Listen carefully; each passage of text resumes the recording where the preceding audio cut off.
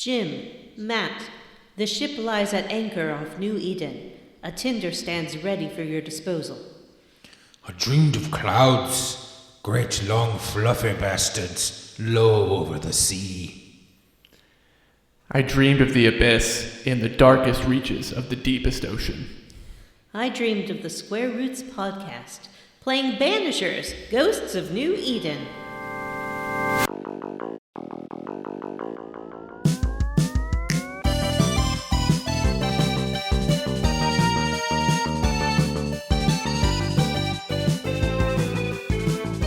Hey everyone, and welcome to Square Roots, the classic RPG podcast. My name is Jim Banks. I'm joined by Matthew Van Zandt.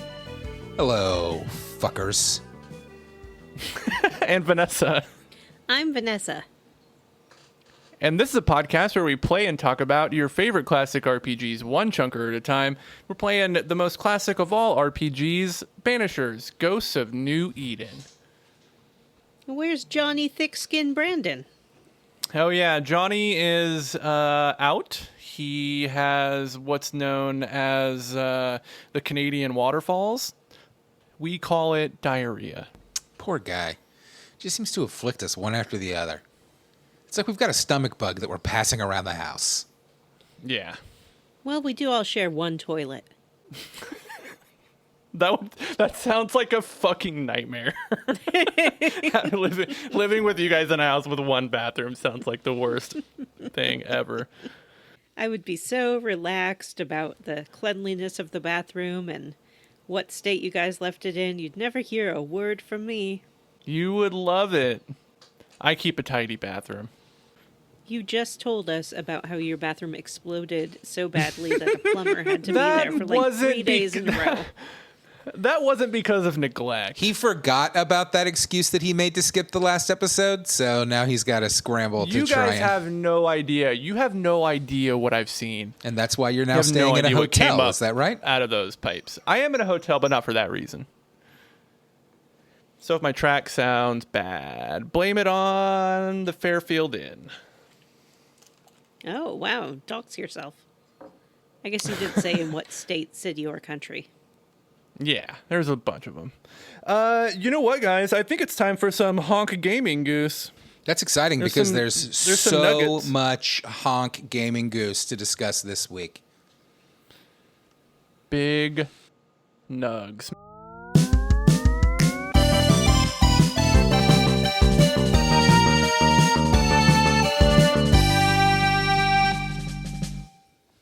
Matt, why don't you kick us off? Yeah, obviously the thing nearest and dearest to my heart is that the Legend of Zelda movie just wrapped filming.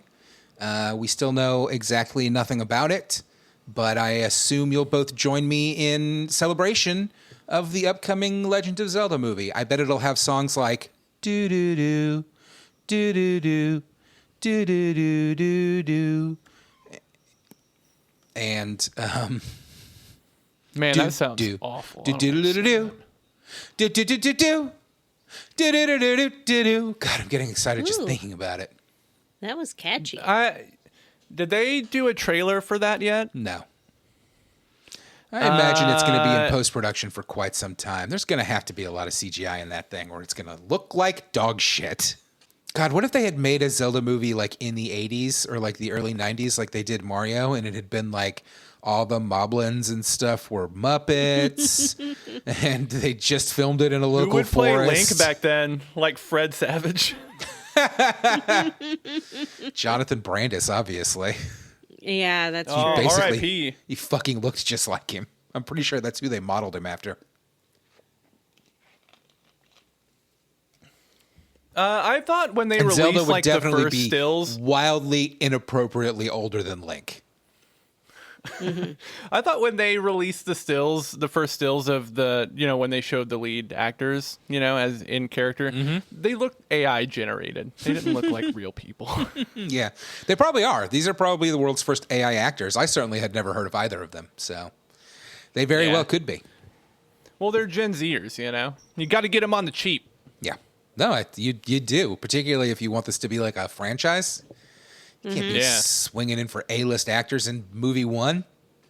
Yeah, gotta and lock these them boys up into in- like Yeah. a 8-movie deal Yeah, right gotta away. lock these kids save up in Robert De contracts. Niro as Ganon for the sequel. Fuck yeah. Speaking of movies, there's some more movie news. They announced that they are making an animated Bloodborne movie executive produced, I think, by Jacksepticeye. Did they mention who? Jack Septic like, guy. Yep. Septic Eye. Jacksepticeye guy. Did they mention anything else, like who is animating it? I believe they did, actually. Let's take a look at the old news ticker.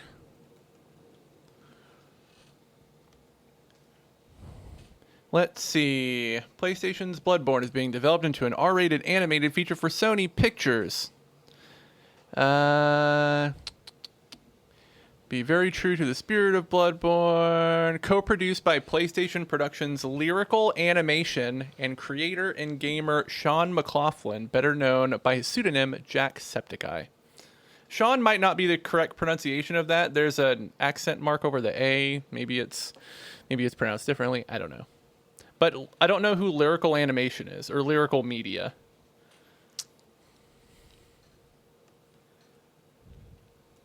I like the idea of just look at the calling news myself a ticker. creator and gamer now. I didn't know that that was an option for me. They apparently are the same company that's working on this upcoming Death Stranding.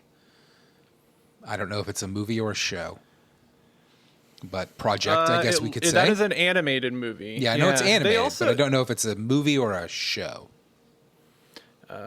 they've done some live action stuff. They did that How to Blow Up a Pipeline movie, which is actually pretty awesome. They did that Elevation movie with Anthony Mackie that I haven't seen that I heard isn't very good. And they're doing that Death of Robin Hood Hugh Jackman movie that comes out this year. Oh, I haven't heard of any of those.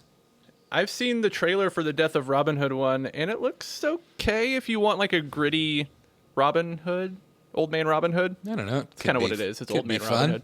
We've got the definitive Robin Hoods. If you want fun, cute Robin Hood, there's animated Robin Hood. If you want funny, hilarious, jovial Robin Hood, there's Robin Hood Men in Tights. If you want serious Robin Hood, there's Prince of Thieves. There's no need for more straightforward Robin Hoods. Who's in Prince of Thieves? Is that Kevin Costner? Kevin Costner, yeah. And What Alan about Rickman. What about the one with what's his face? The Robin Hood Russell with Crowe. Russell Crowe. Yeah. Yeah. We don't need to There's talk that about one with Charlie Hunnam too. Yeah, right? there's that Didn't one he with do Charlie Robin Hunnam Hood? that he's like a ninja. Yeah, There's That looked actually like shit. loads like of Robin Hood Hoods. Wick. Anyway, Yeah, loads. Okay, so I don't know how to feel about this, to be honest with you. I don't know anything about Jacksepticeye.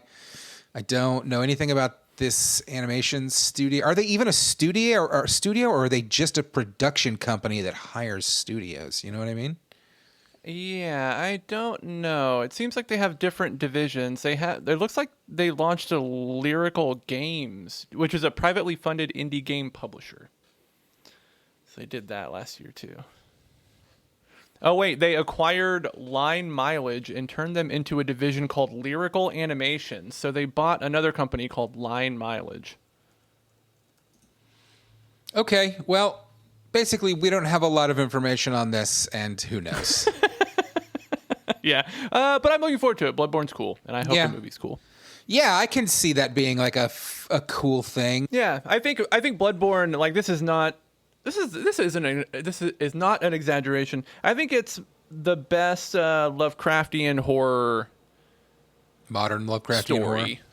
horror. Modern Lovecraftian horror story that I've encountered. Yeah, I think it's amazing. I did play a ton It's of it, but I perfect. feel like what I did play, it was definitely like light on the story, right? Well, like a lot of those Dark Souls games, you kind of pick up tidbits of the story through like item Yeah. descriptions and kind of random bits Yeah. of dialogue. But So it my does have a pretty good story. My concern was more along the lines of like, if you take the story of Bloodborne and condense it into an 1.5-hour movie where people have to do things like exposit and fucking actually, have dialogue about what's happening, like, is it going to fall apart? But I don't know. I think we'll that's see. a good question. Because that's the type of thing that really hangs on its atmosphere. We'll see. Like, I definitely am excited. Like, Yeah. it sounds like it could be really cool. I just also Jacksepticeye seems he's been involved in a couple different like movie things. Oh, has recently. he really? I didn't know that. Yeah. Was I don't know he a anything part about of the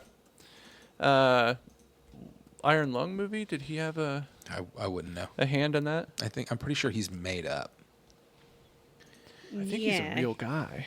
I think he's AI. Oh, he was in Dispatch. Yeah, that's not a movie, but yes, he was in Dispatch. Yeah, but that's a thing. It's a thing. I don't know. I don't know, man. He's a popular guy. He played himself in Free Guy, so that's cool. Oh, there we go. Cool. He had a cameo in Iron Lung. I haven't seen that yet. I'm still waiting for it to hit the streamers. Yeah, pretty good. He was Do a we voice think actor. it will hit the streamers? I don't know. I hope so, because I don't know how the fuck else I'm going to see it.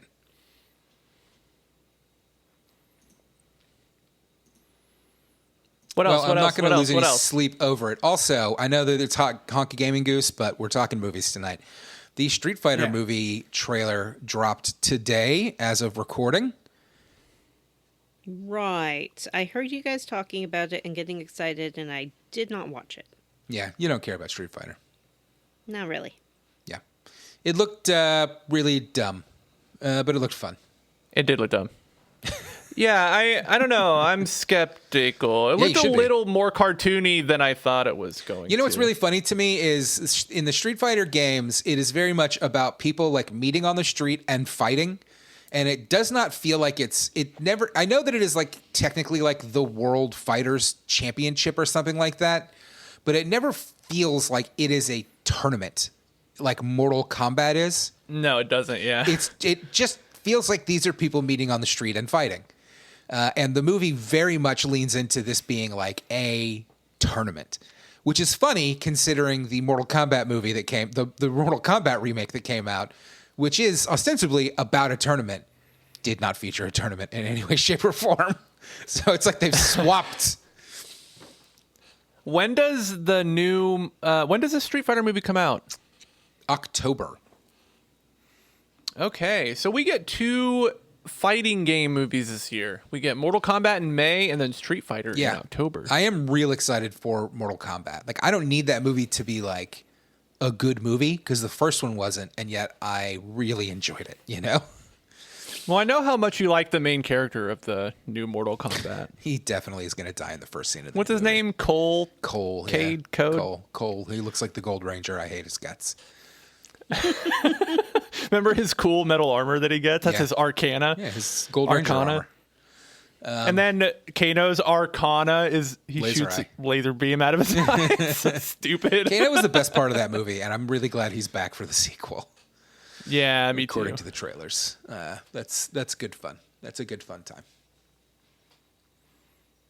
Anyway, Street Fighter movie. It's Let's got all your favorite see. boys. Matt, you It's put got in Roman here Reigns that as Epic Akuma, Games- very briefly. It's got Jason Momoa as Blanca in a scene fast in the trailer that you can't even pause it to get a look at him. I think they don't want you to know what he looks like. That is 100% CGI, by the way. Oh, yeah. There's a CGI scene of Zangief picking up it's Ken. Cartoon Town. Yeah, there's a CGI scene of Zangief picking up Ken that looks really bad in the trailer. Zangief looks pretty rad, though. Yeah, he does, but not in that CGI scene where he's like doing his Zangief move to Ken, and they're both that's not clearly good. fucking CGI trash. It looks like it looks dumb as hell, but I hopefully it does look like it'll be a good time, and I hope that that's the case. Vanessa's falling asleep. Let's talk about actual gaming news. I know that this is what you've been waiting on. You want to know all about it, so I'm going to drop the hottest news of the week for you. Epic Games is reportedly working on an Arc Raiders style extraction shooter with Disney characters.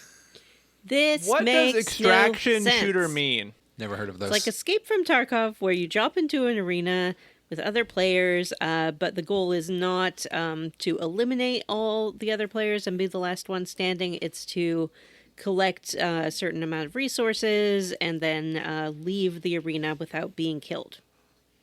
Oh. So it's a bit of PvE plus PvP plus a looter shooter, basically. The word on the street is that I've been reading on the socials is that a lot of people are kind of getting over arc raiders. Yeah. So interesting move by Epic Games. I was vaguely interested in Marathon because I love a Bungie game, but then I saw that it is a $40 game, and considering it's a live service game that I don't know will still be alive in a year, I'm not spending money on it. I don't know why they would launch it for $40. Like, if you're not going to make it free, I'm not going to give it a try. That's just where we're at. Sorry, these games shut down. I heard they're also making a is it Hell Raiders? Is that what it's called? Hell Raiders? That is a game. They're making a Hell Raiders movie too. Oh, interesting. That's just Starship Is that Troopers. what that's called? Is that Hell Raiders, a Starship Troopers thing? Is that what it's called? Hell Raiders? So. I think so. I don't know. Stop asking me questions. Hell Raiders? I don't know. They're making a movie about it. Both Jim and Vanessa got up and walked away. I guess I'll just talk to you guys. Hey, I went to grab my tablet. Yeah, that's a weird choice on the part of Epic Games and Disney. It sounds, from what little information there is, like it's nowhere near being developed and could be several years before it comes out. And cool, like chase those trends a year after they're old and spend 5 years on them so that your game can be a huge bust. Stuffing Disney characters into your fucking extraction shooter ain't gonna help. Questions. Yes, ma'am. Like, my pal Mickey Mouse would never shoot me. Yeah, So how are they maybe. even going to justify that kind of business? I mean, if this game comes out in 2030, who knows what the United States of America is going to look like? Mickey could that's definitely true. shoot you. Mickey would definitely shoot you. I feel like it's either going to be like they're shooting bubbles or Yep. little like cartoony Paint. sploots or something like that. They love using paint and stuff like that. Yeah. But I Sounds guess Elsa terrible. could have like ice powers. Maybe that's the idea. Everyone shoots something different. Maybe that is the idea. I'd love to see Elsa shooting some icicles like straight through Mickey Mouse's chest while he's trying to counterattack with just ink. Yeah, that would be pretty fun. Okay. Well, final piece of news for me anyway is that there is a new He-Man game coming out. It is I believe a 2D side-scroller or maybe a brawler, and it looks pretty cool. And it was delayed. So, yay. Huzzah. Hope it comes You out think this was before the supposed to movie. be Yeah, I was going to ask if it was supposed to be a movie tie-in. I presume so, because why the hell else would it be coming out right now? Yeah, that makes sense. The movie comes out next month, I think, or maybe June. Vanessa, did you have any hot gaming news that you wanted to discuss? Yes. If you bring up Taskmaster, I will boot you from the call. All right, then no. I have no hot gaming news to discuss. I'll just say congratulations to the people of Poland for no particular reason. Oh, God, another one. Jim's tattoo of Bobby Hill looks like it's either doing a Sig Heil or flipping me off. I can't tell. I think it's saying Not the first one. Don't take my purse or something like that. You don't know me. Don't take my purse. Is that all the news? That's all I got, man. Oh man, is it Banishers time? No, oh my god, it's I'm not. so titillated. Oh yeah, we have to plug our stuff. Jim, I don't think you streamed at all last weekend, did you? I streamed once. Wow. No, not last weekend. I didn't. I was tired. The stream is dead. The stream is dead. Nothing to plug. Yeah, I'm hoping to have more time to stream come June. You heard him. Tune in June. For Jim 24/7 Matt stream. an episode of Persona 4 and then didn't ever stream it again because he likes to tease me. I will. And then he played some horror game that I don't remember the name of, and frankly was so boring I didn't finish the stream. It's called The Occultist, and it is kind of boring. Yeah, well. And then you said you were going to stream Persona, but use that AI-generated Jesus Trump picture as the cover, but you didn't do it because you're a coward. Yeah. I want to actually I think I want to play Pragmata on stream. I think that would be a fun stream. Yeah. I don't know. I kind of want to play that myself, so you're on your own with that one. Anyway, Johnny and I have been streaming Wing Commander. We did a little bit of Wing Commander Freelancer 2, I think is the name of the game, but Johnny decided that it wasn't a very good stream game, so now he wants to do Wing Commander 3. Hopefully we'll kick that up soon. And speaking of Johnny, even though he's not here, we definitely want to plug his channel, Bears in Games Neo, which did just release its the Pigs in Games video that he has been threatening us with for quite some time. Piggy pigs. Pig. Sweet. Oink, oink, oink. I love his pig video. I've been waiting for it and desperately wanting to see those little snoots, the curly tails, the silky Snotty noses. Ears. Big old tusks. The snotty noses. And I saw them all. I might even watch it again. Yeah, video's so nice I watched it twice. It's a good video. Please go give that thing a like and a subscribe, and obviously give the channel a subscription and watch it, please. It was a good video, and we all think you'll enjoy it. Hype it. We hyped it. We don't know what hyping things means, but we did it. I hyped it. Do you know what that means? It gives you points and puts you on a leaderboard. Okay, I hate that. But I did it. Yeah, tune in. Vanessa, making yourself look like a pig is not going to make Johnny marry you so you can get Canadian citizenship. Aw. I love pigs. I think this suits me, actually, this video filter. And it does. Look at my beautiful ears. I can't. Is that a filter or not? I can't. Good. Obviously, the listeners can see this too and know what we're talking about. Hey, can I say something? Can I just circle back a little bit? Our plugs. It sucks that Andrew Schultz MAGA podcaster guy is in Street Fighter. That sucks. Yeah. What? I don't know who that is. So Yeah. Andrew Schultz, the MAGA podcaster guy. That means nothing to me. He's a MAGA podcaster. I don't know. What else do you need to know? Yeah, that sucks for sure. That sucks that guy is in that. Who does he play? Anybody important? He plays Dan Hibicki. Well, I'm really hoping that Dan Hibicki is not a big part of that movie. So. Yeah, me too. That's a weird choice in this day and age. Why would you want to alienate That's a weird portion of your audience? It's a weird cast in that movie, you know? But also, those MAGA podcasts are listened to by millions of people, so I don't know. Maybe it was a smart move. Yeah, I don't believe those numbers. I think that they are. It's probably all bots. I think it's all bots. Like I don't buy it for a fucking minute. And also, if you look at people like Sydney Sweeney, who are kind of lauded by the MAGA crowd, that doesn't translate into box office dollars for her films. They have not been. Yeah, but she's a woman, so obviously, right? I forgot. Right-wing crowd is not going to come out and support her. Are kind of bad.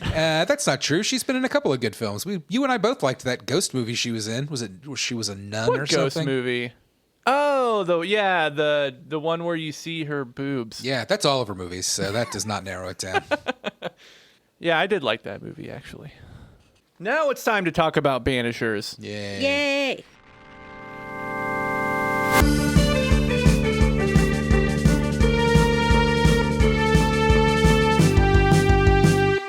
Hey, since it's our first episode of the new game, let's talk about our history with Banishers. Vanessa, what's your history with Banishers Ghosts of New Eden? My history with Banishers Ghost of New Eden is that you talked about this game a lot. I believed that it was a game that you were making up because the title does not seem like a real video game title. Yeah, sounds fake. Sounds AI generated. Yeah. It sounds fake. It doesn't flow. It's not a series. There was no Banishers game as far as I know. So why would you give it like a colon subtitle? Well, there's a hot take. Entry. There's a real fresh hot take. Why have the colon in the have a colon subtitle in the first game in your series? Yeah, just call it Banishers. Honestly, never thought about that before. Never have I considered that ever.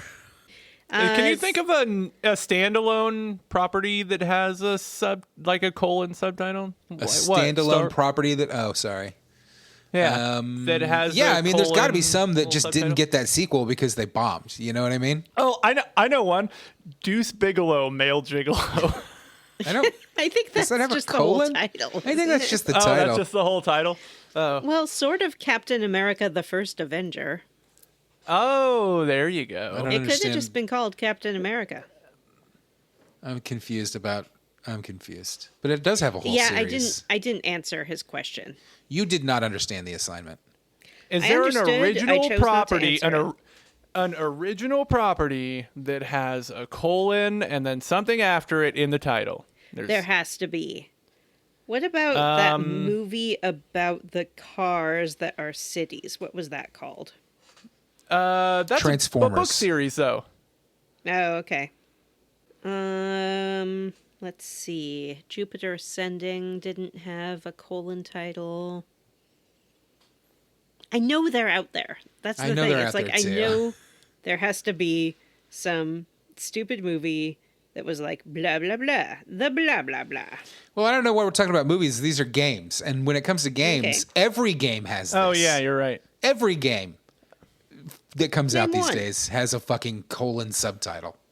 Yeah, name one. Banishers, Ghosts of New Eden. Oh yeah, he got us. Oh, hey, here's one. 2001, A Space Odyssey. That's a movie Oh, yeah. still. But That was based on a Yeah. book by Arthur C. Clarke, and by your own rules, that is not valid. I didn't say it couldn't be based on a book. It said it had to be a standalone property. You said original property, and when Vanessa brought up a book, Yeah. a movie based on a book, you said, but that's based on a book. Like, Yeah, right. give me a break, dude. And The Space Odyssey has a sequel. But That's true. But the It first has multiple one, sequels. It If has you consider the 2010, I didn't books. the say it year we couldn't make have a sequel. Contact. I said it couldn't be a sequel. It can't be a sequel. Doesn't mean it can't have a sequel. You can't change the rules because you don't like how we're doing it. Yes, I can. All right, Well, so enough of this dumbass What conversation. were we talking about? Where's Johnny? Oh, My Banishers Ghost history of need with New Johnny. Eden. Banishers. So Yeah. yeah, at first I didn't believe you, and then you streamed it, and I did watch a little bit of your stream, and then I believed you that it was a real game. And that is my history of this game. Ooh, Matt, what's your history with Banishers Ghost of New Eden? Shut the fuck up, Jim. That's my history. You love it. You love it. It's Matt's favorite game.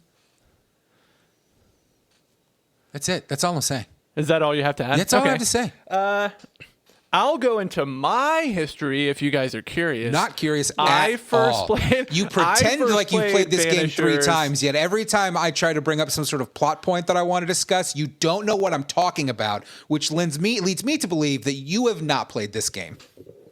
I've played it a bunch of times. I first played it in like November of 2024 when I think it was on for sale on PlayStation or it was on PS Plus or something. So I downloaded it because I needed a game to play and I thought it was boring, but I thought the gameplay was fun and I kept going, just kind of mindlessly doing things in the game. And then I got to a point in the story where I was like, oh, this is really interesting. I wish I had paid attention to what was going on. And so I put the game down because I didn't want to finish it, not knowing what was happening. And then I picked it up a few months later and I was like, and I was paying attention. I like, hey, I really like this game. Nice. And then I finished it. Yeah. This game is by Don't Nod, who also made the OG Life is Strange. Oh, really? Yeah. This is a very different kind of deal. Yeah, let me look up their other games. Let's see. Don't Nod has also they made Remember Me, Life is Strange, they made Vampire, they made Life is Strange 2, they made Tell Me Why, they made Twin Mirror, they made something called Harmony Fall of the Reverie, Banishers, and I think this is another Life is Strange game, Lost Records Bloom and Rage, Life is Strange type game. And they have a game coming out this year called Aphelion. What is Aphelion about? It is a set in the 2060s. Earth is becoming uninhabitable. Space agency discovers a new planet known as Persephone. They enlist 2 astronauts, Ariane and Thomas, to scout Persephone to determine humanity's new hope. When a mysterious entity life form named the Nemesis hunts the pair, they must find a way to survive the uncharted planet. It says it's gonna have stealth. It says it's gonna have stealth elements. Kind of sounds like Alien, that Alien game that I'm scared of. Speaking of Alien games, we are owed some kind of Dark Pictures Alien game, aren't we? Doesn't that come out in May? Or October? Does it? I hope so. Directive 2080 is what it's called, right? Directive 8020. Mm-hmm. It comes out in May. Yeah, it comes out on the May 12th. That's exciting. Oh, we should mark our calendars and do a day one stream of that. Yeah, Jim and I should mark our calendars and do a day one stream of that. I dibsed Jim so hard you can't do it. You can't dibs. You've already dibsed up like 6 of these games. You've used your dibs. Only one. May 12th. It's a Tuesday. Jim and I are going to stream it. I don't know if this one's going to have a multiplayer though. What? Why would you say that? To get out of playing with me? That's so mean. No, it says and hold on. I'll look and see if it has multiplayer.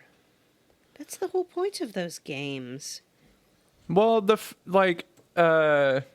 one didn't have multiplayer, did it? Yeah, but that was ages ago, and they've learned. Until Dawn had multiplayer. Until Dawn didn't have multiplayer. It had like coach co-op.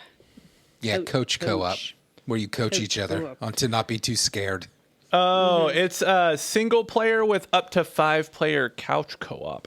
It said online multiplayer will arrive in a free post-launch update. Oh, Dibs. no. I'm going to fly out to Omaha, and I'm going to play it with Jim in his basement. I'm going to my calendar. I'm erasing my save the date. I'm not going to stream with Jim on May 12th. Sad. Or ever. Oh, no. All right, now can we... Oh, wait, we're talking about Banishers. You guys want to talk about what happens in Banishers? Not really. Yeah. How about that? Not really. All right, so the game opens. We get some narration from a man that we'll later identify as Charles Davenport, but he tells us what Banishers are. Yeah, what is it? Banishers are like they're like for hire exorcists, kind of exorcist detectives. They generally kind of travel around. They're nomadic, and they get hired to dispel ghosts that are leeching life energy from the living that they're attached to. Yeah. We're told that in this world, the dead just kind of wander around, and they always have. It kind of, at certain points, references ancient Egypt and things like that. So it's always been a place where the dead, if they are restless, will wander about and cause all kinds of havoc and chaos. Mm-hmm. And so I guess this game is set in New Eden, and that's what, like, is that in Middle Earth, or is it in Westeros? No, it is an early, like, British colony. In colonial England. America. Yeah, New England. It takes place in 1695. Magical 1695. Magical 1695. Early colonial 1695. Banishers, like I said, they dispel ghosts. They wear cool bane rings that have symbols on them that let them more easily banish the ghosts. They do these rituals that we'll talk about. It's ghost busting. They're ghost busters. Yeah, they're ghost busting, but they don't have proton packs. No. They have runes, a sword and a torch and a rifle. But busting does make them feel good. That's true. We learn very quickly that our main characters, Antia and Red, love to bust. Yeah, the game opens with them waking up on a ship. It's quickly established that they are lovers. Mm-hmm. Yeah, because she, like, straddles him right away. They wake up, and then she's just like, whoop. Good morning. You know, I don't know about you guys, and I don't know that I don't have, like, a strong aversion to it, but you know what? I don't want to kiss anyone or be kissed first thing in the morning. I don't want your morning breath all up in my face. Yeah, gross. But that and- was like in olden days when they didn't even have toothbrushes, so everyone's I breath know, stank they've all That's the never true. time. even Everybody's breath brushed was their- gross all the they don't time. brush their teeth. Why would they ever? Yeah. Why would you ever want to kiss anybody?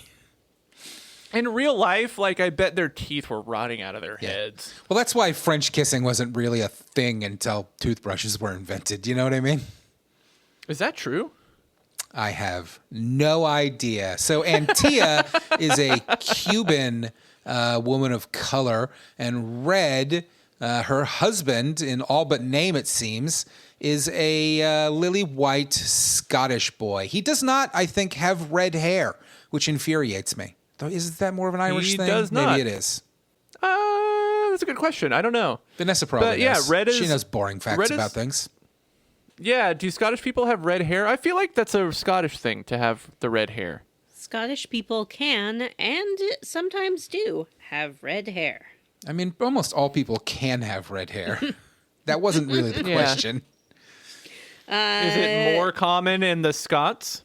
In Scotland, approximately 6 to 13% of people have red hair. It seems like a lot. Feels like a pretty high. Feels high. Yeah. That's high, right? I think that is high compared to the global It's above the population. average. It has the highest concentration of natural red hair in the world. Oh, wow. I would have guessed Ireland. Well, not very well represented in this game, I guess, because Yeah. Red does not have red hair. Why is his name Red then, But- do you think? His name is actually Rory, Oh. which Rory. if you have the subtitles on, it has that cool Scottish spelling where it's pronounced Rory, but it's like RAGHDRU. Is that cool? E You would W. classify that as a cool thing? I think that's cool. I Okay. think it's cool. All right. It's like how Siobhan is spelled Siobhan. Siobhan, yeah. I dated a girl a Siobhan. long time ago named Siobhan, but it was spelled SHEAVON. Sure. All right. Anyways, Phonetically I think that correct. Red weird- was supposed to have red hair, and then it didn't look right or something I like bet that. he's got Oh, red. maybe. I bet he's got red pubes, and they just, since we don't get to see them. oh, Yeah. that's it. So it's quick. So we're told that we've been summoned to New Eden. It's our character's first time in the new world. Our good buddy and mentor Charles Davenport, another Banisher, has summoned us to New Eden because he says the town is cursed. So cursed that he can't deal with it by himself.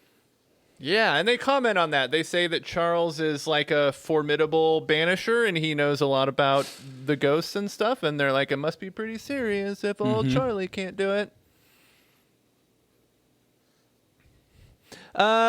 New Eden is, well, we have to take like a quick little detour into New Eden. And this is where a lot of the kind of game mechanics are established. It's a pretty standard like third-person adventure. Yeah. Kind of running around. You get to fight some ghosts. Who decided, Would and you it's not guys- just this game, who decided that your attack buttons should be the bumper and the trigger in melee-focused combat games? I don't know. Do you not like it? No, I hate it. I don't mind a shooter have Interesting. using the trigger at all, because that feels natural, but it does not feel natural to me to do it in a melee-focused combat game, and I don't know why I can't just use the face buttons.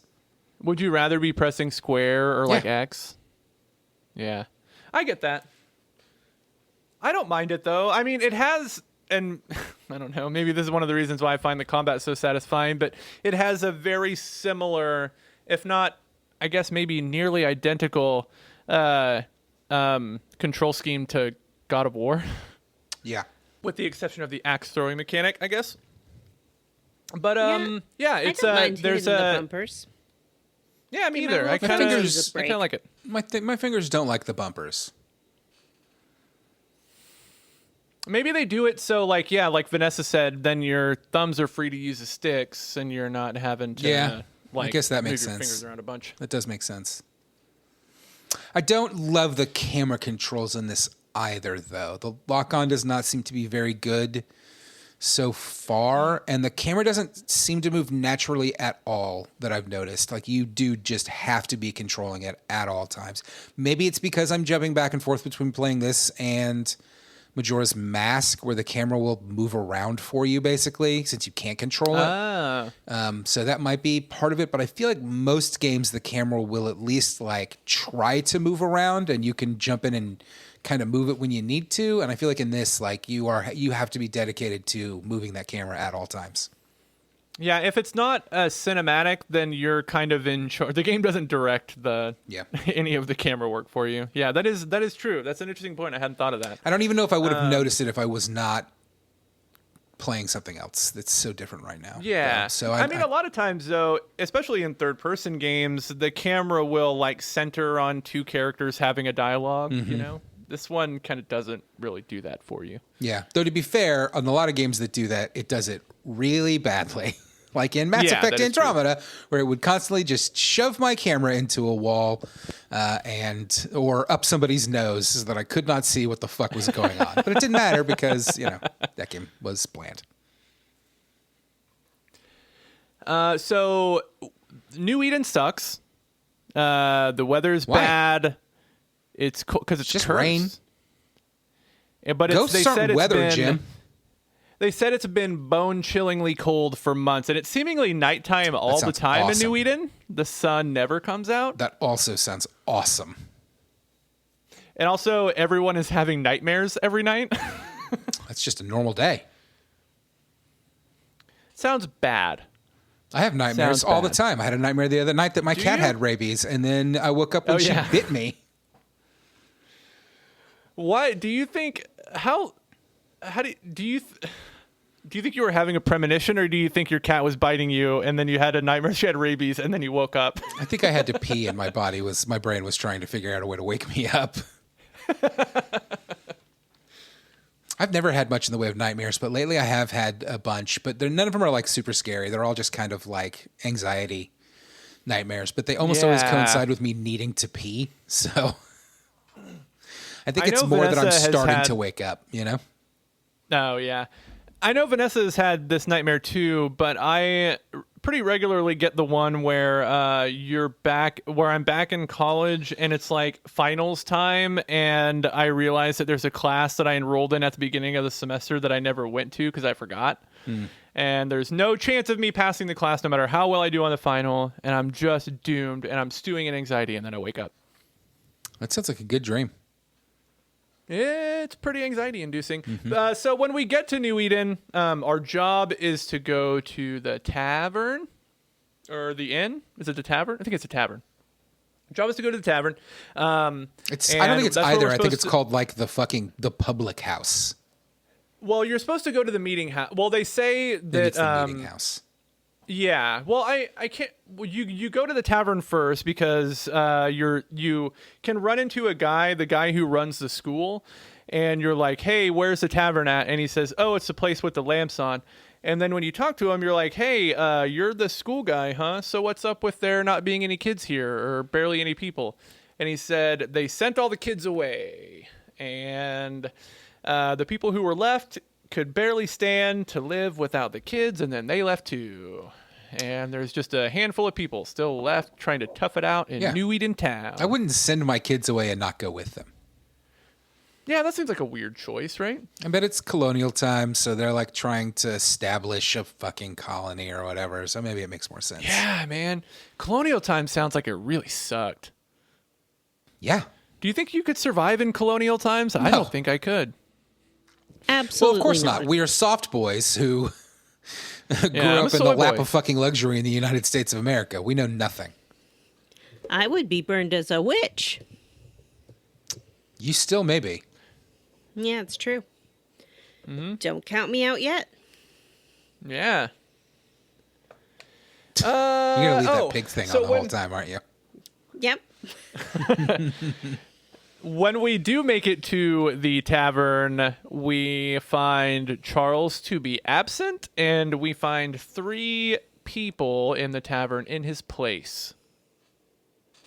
These are the New Eden Town Selectmen, which Charles I think 2B. are like... What about Charles 2A?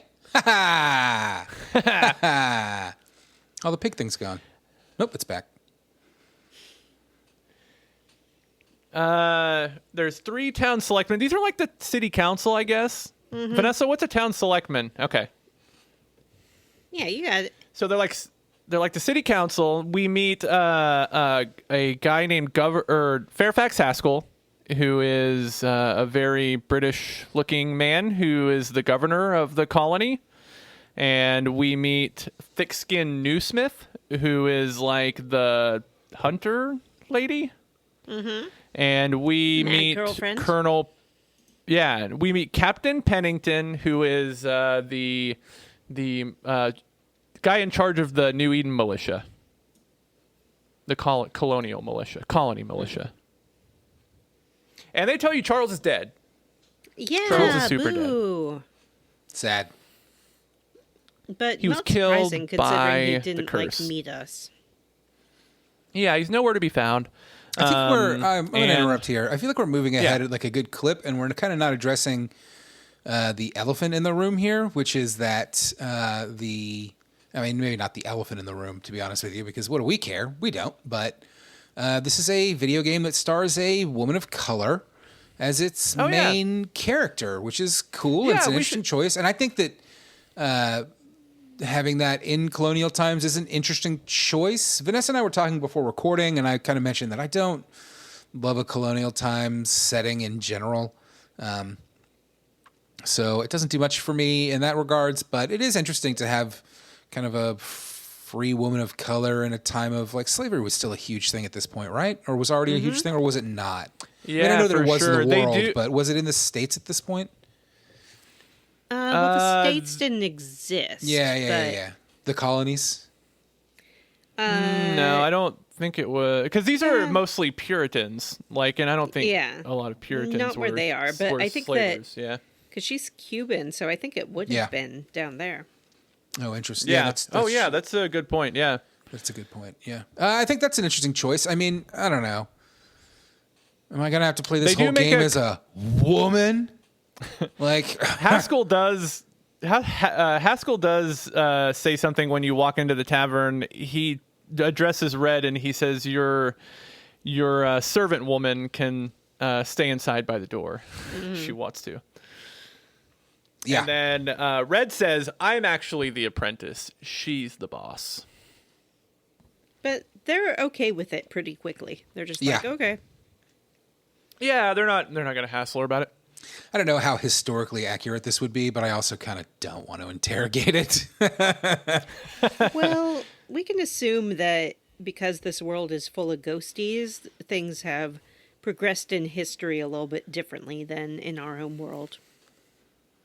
There is it? Are we assuming that this is like an alternate history and not just a ghost story set in the quote-unquote real world? I assumed it was the latter. With like lore about Banishers and things like that. Yeah, but lots of narratives do that and are still set in the real world. Ghostbusters is set in the real world, and there's fucking ghosts. Is Ghostbusters set in the real world? Well, as real as it can get when you're making a movie about ghosts. It's not an alternate. I don't think that Ghostbusters is an alternate history of the 80s in New York. Maybe I think that it is. Yeah, maybe. This game does have a CW at the beginning of it before the title screen that says that, things were pretty racist and sexist back in colonial times. It almost feels, I'm not saying they shouldn't do that, but it almost feels unnecessary. You know what I mean?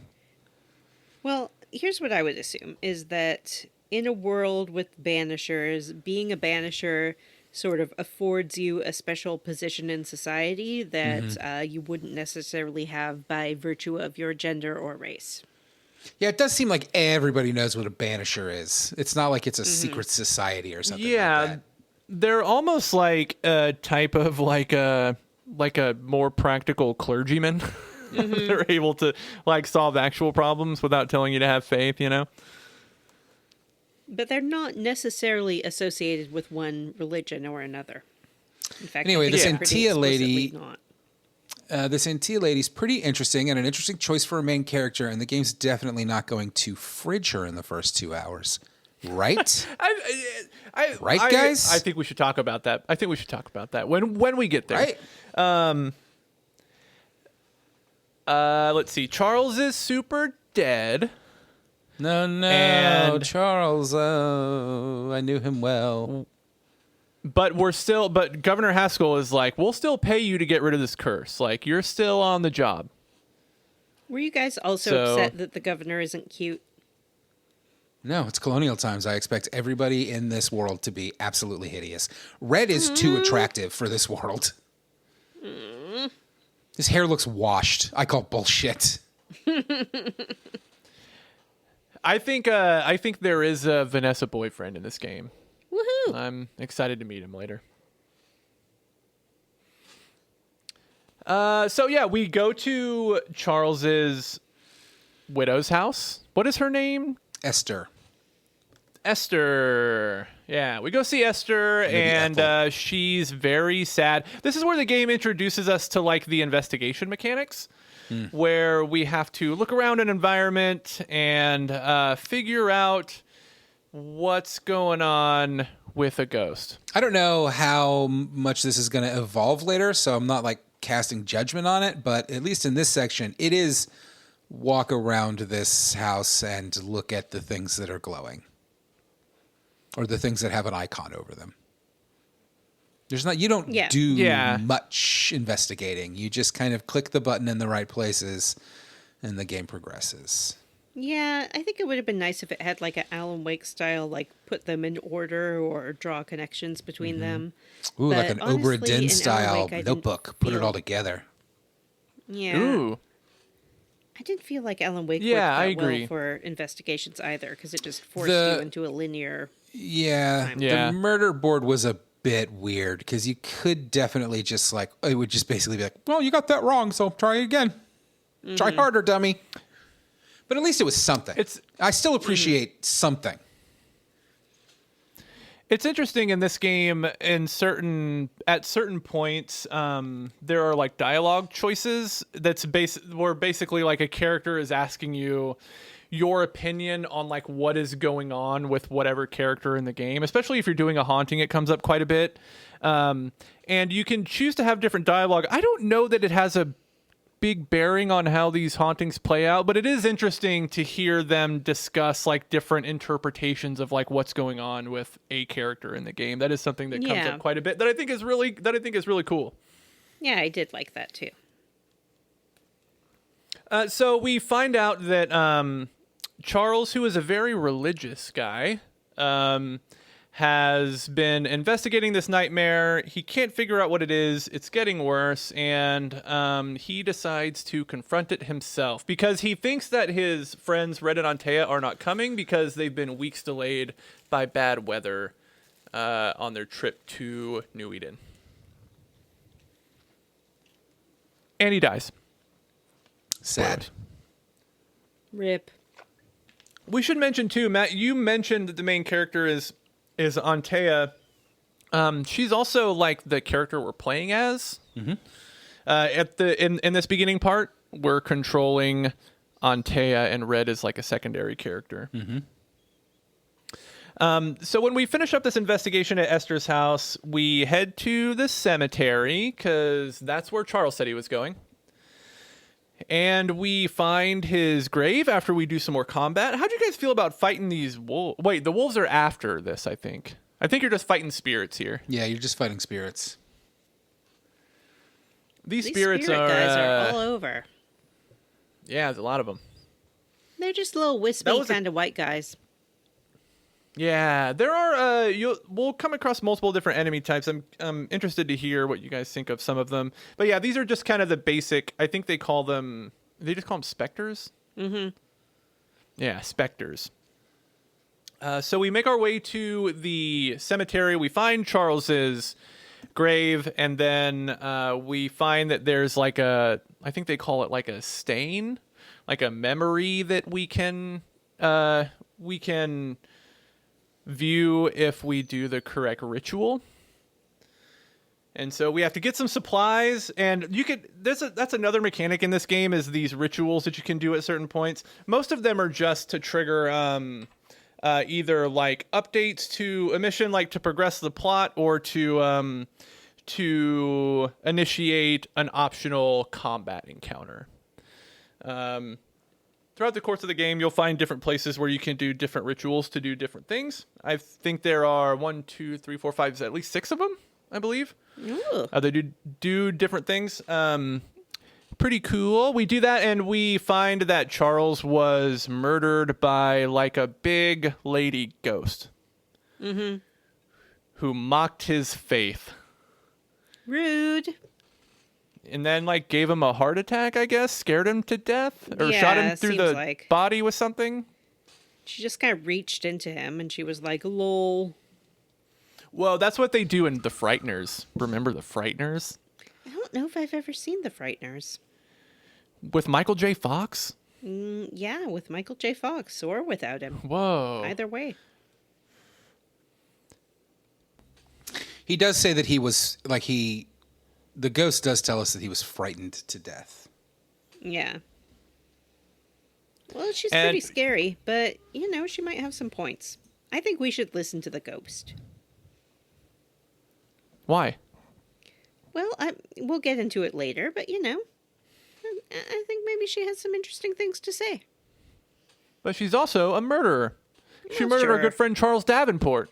Yeah, but in a world where people can become ghosts, is it really murder? Oh, that's a good point. Wow, interesting.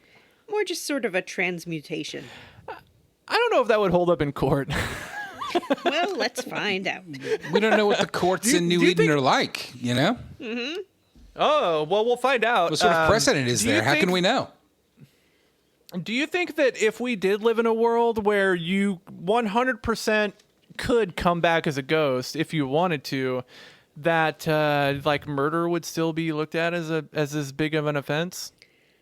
I think Probably. that it would still be an offense, but it might not be as big of an offense. But it depends. just a misdemeanor. It depends on whether or not ghosts can be employees and produce capital. Because, the real issue with that's murder is interesting, that yeah. you're taking a worker out of the pool. Oh, that's true. Yeah. I don't know what ghost labor is worth in this new ghost economy. I mean, you think boomers not retiring is a problem. Imagine having to work for a ghost who's been there for 200 years.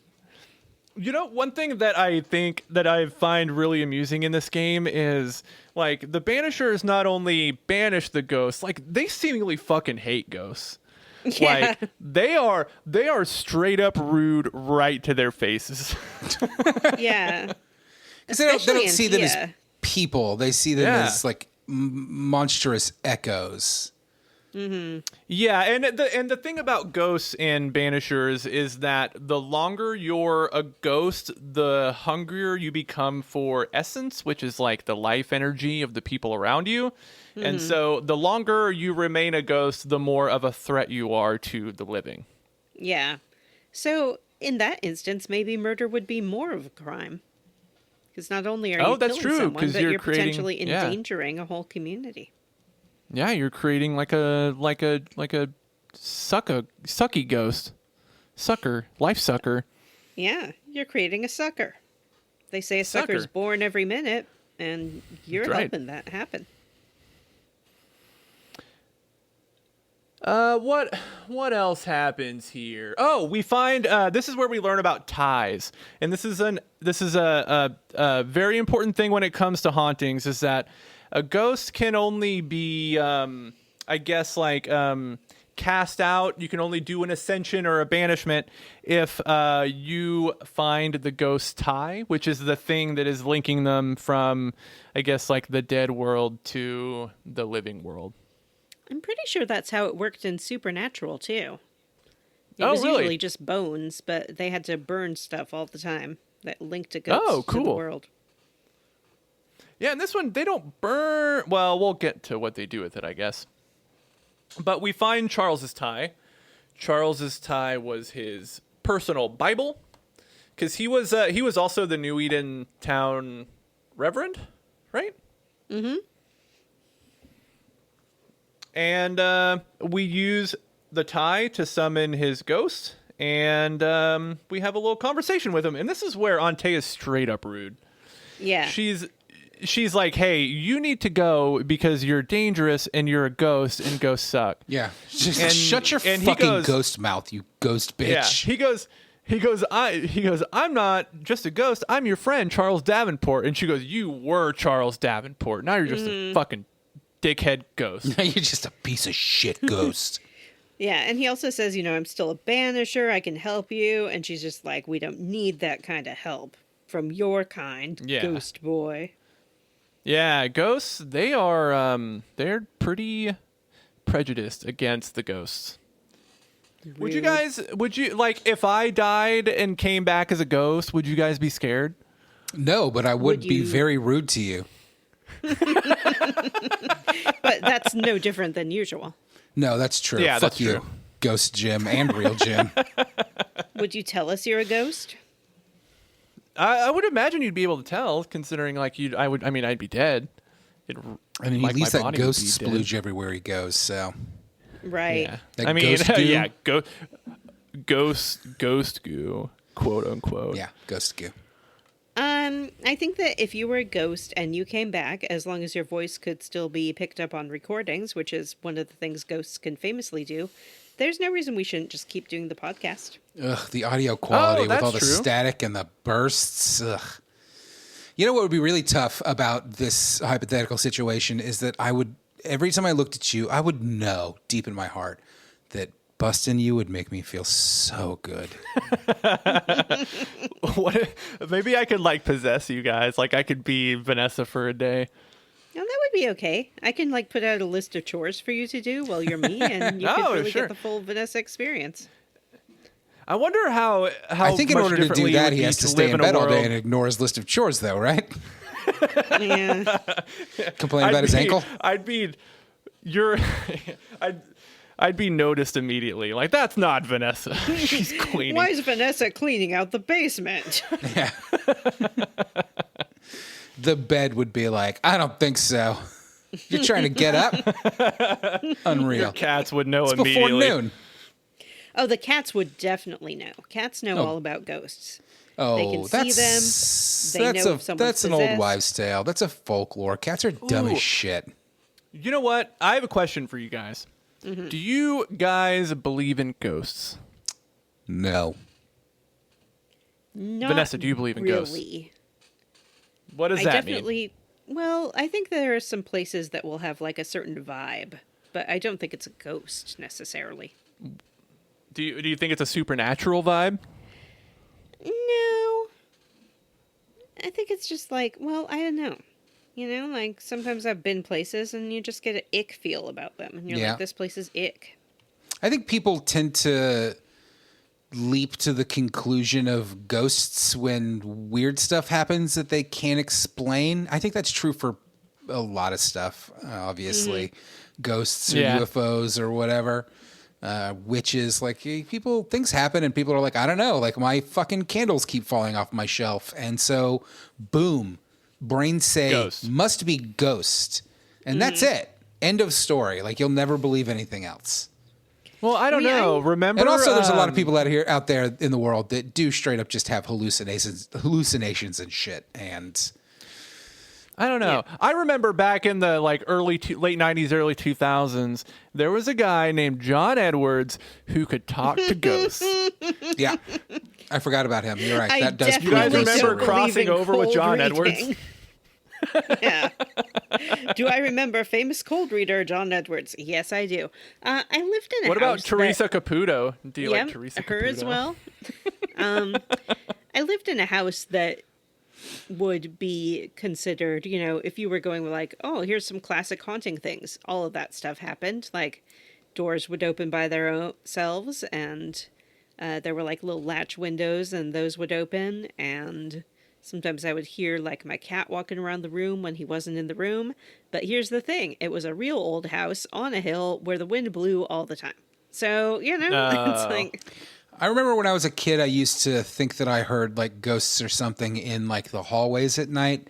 And it took a while for me, but I eventually realized that what I was hearing was my fucking heartbeat and that the house was really quiet. And all those steps that I were hearing were just my heart beating. Mm. But once I had just, realized like, that, I slept a lot fucking better. You know? Yeah. I had one instance of like sleep paralysis in that house where I swore I could hear people like walking around and talking in the hallway outside. That's scary. I also know what I'm terrified of sleep paralysis paralysis. It was scary. That was basically the only time it ever happened to me. I remember that happened to Amanda one time, and she woke up, sat up, and screamed at the top of her lungs. It was the most terrifying thing I've ever experienced in my life. I mean, it definitely, like, when I was home alone and I would, like, walk into the hall and the door was open that hadn't been opened before and had been, like, latched shut, it gave me a scare. But I didn't think it was necessarily a ghost. You know, speaking of scares, we should say this is a game about ghosts, but it is not scary. No, it doesn't It's a seem little to be scary. even remotely scary. Not a scary game. at all. I find it a scary little game. scary because it's about the What's dark scary? nature of humans. Oh, it is. That and is the true. terrible choices that they have to make. And what's scarier than that? Nothing. It's true. The darkness in the what's that Stephen King quote? The soil of a man's heart is stonier. Whatever that means. The soil of a man's heart is stony baloney, I believe is the quote. That is a quote. And this is one let's stony see. old heart town. One thing that was funny too, and one thing I like about Antea's character is that as Charles is explaining things to her, she's just like, fuck it, and starts to banish him. Yeah. Yeah. Red runs up and he's like, wait. Yeah. Red's kind of obnoxious here, honestly. Like, this is a ghost, you're a banisher, and he does immediately jump to like, but it's our friend. Like, I found it but very we also frustrating. do learn later that you can sort of forcefully banish a ghost or nicely banish a ghost, and she was just jumping straight to forceful. She's just like, I guess don't give that's a shit. true. I'm very not don't- clear on what the difference is. There doesn't seem to be much of a difference because they say that they don't know where the ghosts go once they're banished. So it's not like they're like, I'm definitely sending this guy to hell or I'm definitely sending this guy to heaven. Yeah, and they don't, like, I think Antea says something like when they banish, she banishes them to the void. Mm-hmm. And I think an ascent is more like you're like a gentle ushering into the next phase of the afterlife, whereas banishment is like kind of kicking someone in the balls and throwing them in a hole. Yeah. But you get a cool skeleton effect when you banish a ghost. I love a skeleton effect. Well, I've never done it, so I wouldn't know. Well, you see Charles kind of banished. You get to see Charles' give skeleton. him a nice banish. He just sort of fades away in a silver light. Well, Antea late-breaking starts to hot banish gaming him. news that I just need to bring up for the two of you right now. Whoa, breaking news. Is a new Phasmophobia DLC coming Oh, out. I saw that. Phasmophobia Cross Alan Wake 2. Whoa. Yeah, we Whoa. got to play that. It's a limited event. It's only available for like a month, too. Yeah. You know what? When does it happen? Tell me, Matt. What's the I date? would have to watch a trailer to find out, and I'm not gonna. When does Hold it on, I'll happen, look it Jim? up real Tell quick. me. What's the date? I remember like May 12th being a date, but let me take a look. Yeah, May 12th. That was the day that we it's set were to going to launch play on that May other 12th. game. Well, what the That heck was. then? Wow, stream know on what? the books. Stream dibs. Put it back on the calendar. Going back in my calendar to where I crossed out stream with Jim on May 12th, and I'm writing back we in. can all stream. We should do a fun square root stream of Alan Wake 2 Phasmophobia. That sounds great. I would love that. You know Hold. I love me some Phasmophobia because it's so spooky. It scared me so much. I mean, what is spooky to you and what is spooky to me are not the same thing, and that's fine, and no judgment. Least spooky thing I've ever seen in my fucking life. Phasmophobia? Yes. I was scared playing Phasmophobia a few times. It's scary when the ghost is creeping around and then finds you. You get scared of everything. Phasmophobia is scary. You're like a It's fucking scary. MAGA person in a city. Everything is terrifying to you. I've never played Phasmophobia with Vanessa since she actually figured out how to do it. I'm excited to learn how to do Phasmophobia better. Yeah. I will We say can have a that little, the one bonus to playing Phasmophobia was when Vanessa went and hid in the van the entire time and we all died in the house. That was a good time. I like that you can roam around as a ghost when you die in Phasmophobia. That's pretty great too. Thank you for the breaking news, Matt. Yeah, that was great breaking news. So we give Charles an ascent. And one thing I thought was really interesting too, from like a writing standpoint, was the dialogue between Esther and Charles when he's a ghost. She's so sad that he's chosen to become a ghost. She's like, Yeah. you hated ghosts, and you know, like, the nature of ghosts. Why are you here? I don't like this. Yeah. She I treats it agree. as such a tragedy, which I thought was really touching. Yeah. And I like too that she actually, I think she says, like, you're not my husband. Like, my husband was a guy who was alive. You're a dead thing. You're not my husband. Yeah.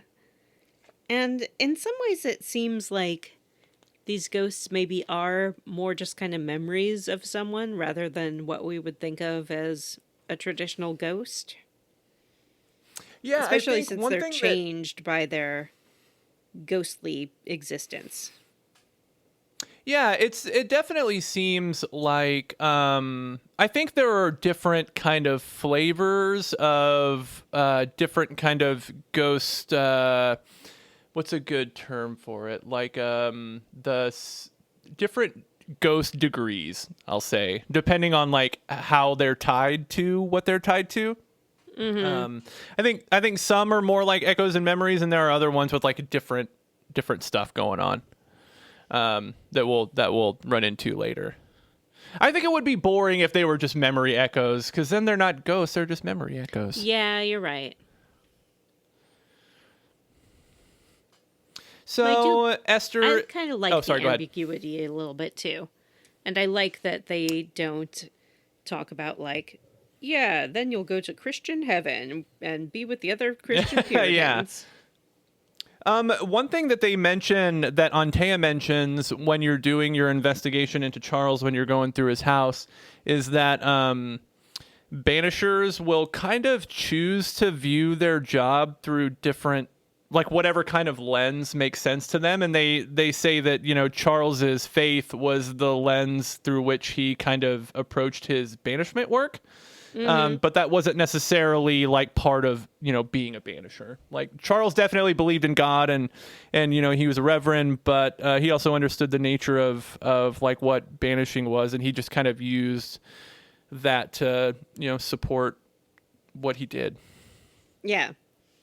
And I like that too. And like I said, they talk about like ancient Egyptian priests doing it too and things like that. So Yeah. banishing's for everyone. Yeah. So we walk Esther back to her house, and she's grateful that we banished Charles, and she's going to take some time alone. We're told that there's a sleeping space set up for us in the schoolhouse, so that's where we head to meet Red. I didn't mean to rhyme that. That was an accident. This was my favorite part of this chunker because Red is in the schoolhouse just jamming down on his mouth harp. Jaw harp. Yeah. He's got a jaw harp. Which I had a jaw harp when I was a kid, and I'm sure that's one of the reasons why my mom wanted me to move out.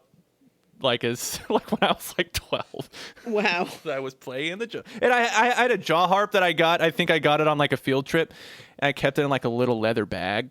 I was pretty cool. That is pretty cool. And here comes Jaw Harp Kid.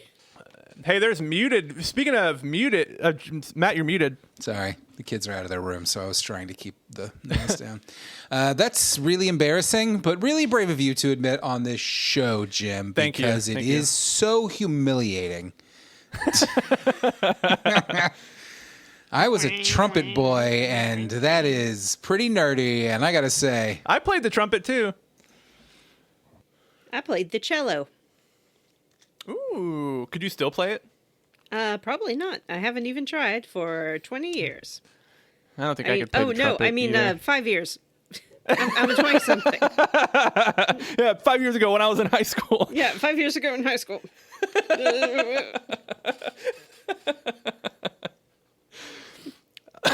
Excuse me. We do get some, I thought, nice dialogue between Red and Antea here, where they kind of reflect on Charles's ghost. But you also get some backstory where Antea reveals that she sometimes gets letters from her mom in Cuba, and that she has younger siblings who are twins. Yeah, it was weird to me that he didn't know this about his ostensibly wife. Yeah, and they actually, and Red admits something here too, where he talks about his sister that was killed. You're going to have to give me some historical context here. What was going on in Scotland in 1695? Was there some kind of war with the British? Yeah, they were in conflict all the time. Okay, that's what I thought. Was Scotland still a kind of a, I don't know if the word is still clan based, okay. I believe that's the case. I mean, I'm not an interesting. expert, and I've never seen Braveheart, but I think this is right around Braveheart times, is it not? I think so too, but they are in clans, right? I think Red mentions his clan. What's his name? Red McCraith, Clan McCraith. Yeah. I think he says Clan McCraith at one point. Mm-hmm. Red talks about his sister who died while she was still in adolescence, presumably killed in some type of battle. I'm just going to come in hot And with that makes two him sad. things, which is that I'm fairly certain that Scotland has and has had a king, and I don't Yeah. think that it's like a clan-based fucking society. Other than I think the clans are more Braveheart's way earlier. And they're- that was the other they're thing. more Is that like this houses, ain't right? nowhere near Braveheart times. Was Braveheart in the 1400s? Yeah. Braveheart was in the era where the longbow was king. This is a fucking society that has guns. Yeah, that's true. There are guns. Let's Hold on. see. In 1690 was the Battle of the Bawn. Is that how you pronounce that? Probably. I think so. Between the deposed King James II and King William III with his wife, Queen Mary II. Because he is acceded to become the King of England and Scotland. And it says in 1695, Scotland was in the grip of the 3 years famine and established the Company of Scotland to launch the disastrous Darien scheme, aiming to establish a colony in Panama.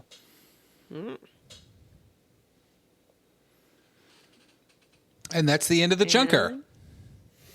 Almost. We're about to come on a pivotal moment in the story. Yeah, I mean, time-wise in the video game, not even fucking close. But plot-wise, 2 more things happen. Yeah, it's kind of true. Well, let me circle back a little bit. Let's keep marinating on this. Let's keep talking about it. Well, I think we should talk about the town selectmen a little bit. Why? Because we mentioned them in passing, but I think it's important to talk about the characters a little bit. Can I just say, think so I don't too. know why, because this is the only time they show up in this chunker at all. They seem to have no bearing on the rest of the game, as far as I can tell. And if they do, then it'll matter then, and certainly not now, because we see them for 2 minutes. That's why I them. think we should talk about their characters. Yeah. Yeah.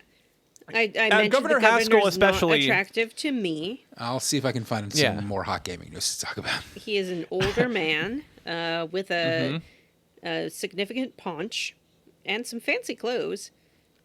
Yeah, the real fancy pants. Oh, there's a Neo Geo classic console coming out. That's cool. And there's Thick Skin, who is your classic Matt girlfriend. She's tough, Matt, do you think thick skin is hot? No. even with her sexy scar. These people are all dirty and disgusting. They don't look like they've ever seen a Wow. bath. They don't look like they know what cleanliness means. I mean, I'm not the most cleanly guy on the planet or anything, but like I bathe and my clothes are clean. You Gross. can get thick skin in a shower if you're lucky. Yeah. Give her a little scrub-a-dub-dub. Yeah. Mm-hmm. One thing about Governor Haskell, too, in the conversation with him, he tells you that, because he's very impressed that you're a Banisher, but he also drops that he's somewhat of a demonologist himself, and that he inherited the vocation from his father. And so he says he knows a lot about these demons and ghosts, but, he's more of an intellectual. He's not, Yeah. one for practical application. They seem to have a pretty low opinion of demonologists. Yeah, demonologists seem shunned, and I think you actually hear it in this chunker when you come upon that little thing in the cave that demonologists inevitably always end up going a little bit too far and end up usually dying. I found a little book. You can find little books all over the place that sort of talk about Banishers and Banisher lore. And this one seemed to be kind of a Banisher handbook, and it was talking about how other people will, carve a whole bunch of runes into a particular rifle so it can fight ghosts, and we don't do that kind of stuff. We just use our special powder, so we can use any kind of weapon, and we have our special rings that have runes on them, so we don't need to set things up other places. Because, like, a demonologist will take forever to set up their little runes, and in the meantime, the ghost will just come get them. Yeah. Yeah. Banishers are fighters. We also learned that thick skin is pretty terse here. I think she says something rude and then leaves. You can talk to Esther about thick skin a little bit, and she mentions that she says thick skin's heart is in the right place, but she finds her manner frightening. Mm-hmm. Like I said, total Matt girlfriend. Yeah, total Matt girlfriend. And then we meet Captain Pennington, who, like I said, is head of the militia. We don't learn much about him. He seems like kind of a hoity-toity guy. When you ask Esther about him, she says that Charles thinks that his kind of gruffer, highfalutin exterior is hiding a lot of sadness. But yeah, these are our selectmen. We'll learn more about them later. Great. And we'll talk about them So again we're back- later because they don't come back Yeah. in this chunker and we'll forget we had this conversation. Let's see. So we're in the schoolhouse. We decide to turn in for the night and begin our investigation anew in the morning. I can't remember. Does Red have a nightmare here? I think he has a nightmare Yeah. about the meeting house. Yep. Yeah, he wakes up from a nightmare and goes to the meeting house. Yeah, he 'Cause when wakes up to find and Antea Taya gone. isn't there. Yeah, this is when the perspective changes because we had been playing as Antea up to this point. Now we're playing as Red. Controls are the same. Combat's the same. This isn't we head to the foreshadowing meeting anything, house. is it? We're going to switch back to Antena momentarily? Yeah, of course. Yeah. Press L2 to switch. But we go to the meeting house. We find Antea in there. And is she blind? Is that what we're supposed to Yeah. believe here? She's singing a little song. First we hear her, She's- when we're outside, yeah. we hear her singing, and she's singing, 3 blind mice, blind, blind, blind. See how they Can't run, see. I run, can't red, fucking see. Run, red, run. But he does not run. He goes on in there. Yep, and she is sort of all curled up on the altar of the meeting house, or the pulpit, the stage, whatever you want to call it. And she looks The at dais? him, and she has been blinded, and she says, "We were stupid to think we had a chance." Yeah, and this Why is were where they stupid to Red think is... they had a chance? They don't have the first clue what this thing is. Well, I They think... banish things all the time. Yeah, they kind of think it's just another ghost, like a particularly angry ghost, but they think it's kind of just another ghost. And they ain't afraid of and no ghost. Yeah, and Charles, if you read some of Charles's writings that you find around, he does mention that he suspects it might be a type of ghost called a nightmare, but also nobody that he can read about or correspond with has ever actually seen or encountered a nightmare IRL. So he's hesitant to make that determination. Yeah, they're just rumors. But this is a pretty scary ghost. She comes out, and you have to fight her. Mm-hmm. How far did you guys get? Did she deplete your health, or did you get to the point where the fight just stops because you can't beat her? The latter, because this game is easy. This game is easy.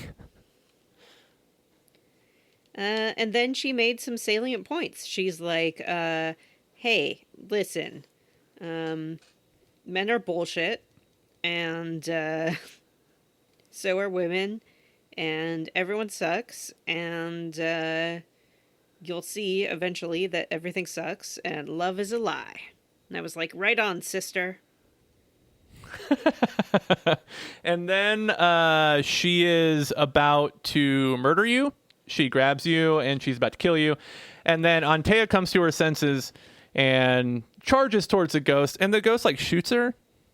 Yeah, in the heart? Shoots her straight through the heart with her laser beam. It's got a ghost Which I gun. didn't Yeah, think like was a thing ghost that bullet. Ghosts are supposed to have. Yeah, no, she's got a ghost I guess gun. the nightmare can. Yeah, she's got a ghost pistol. She shoots her It's not through the really heart, a and she pistol. blows. It's like finger guns. Yeah, she blows on her fingers like it's like the rifle of a barrel of a rifle. Yeah, she goes and cocks her thumb. She cocks her thumb. Yeah. Antea's dead. Yeah, super dead. Super refrigerated, you could say. She has been taken off the board. She is dead, and now this game is about her boyfriend.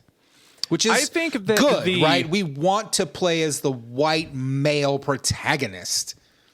Well, what motivation could he possibly have unless it was to avenge his long-lost love? I've seen things about That's men, true. and that's what they're always doing. I mean, for a minute, I was afraid this game was going to be woke AF. Is this game woke? That's a good question.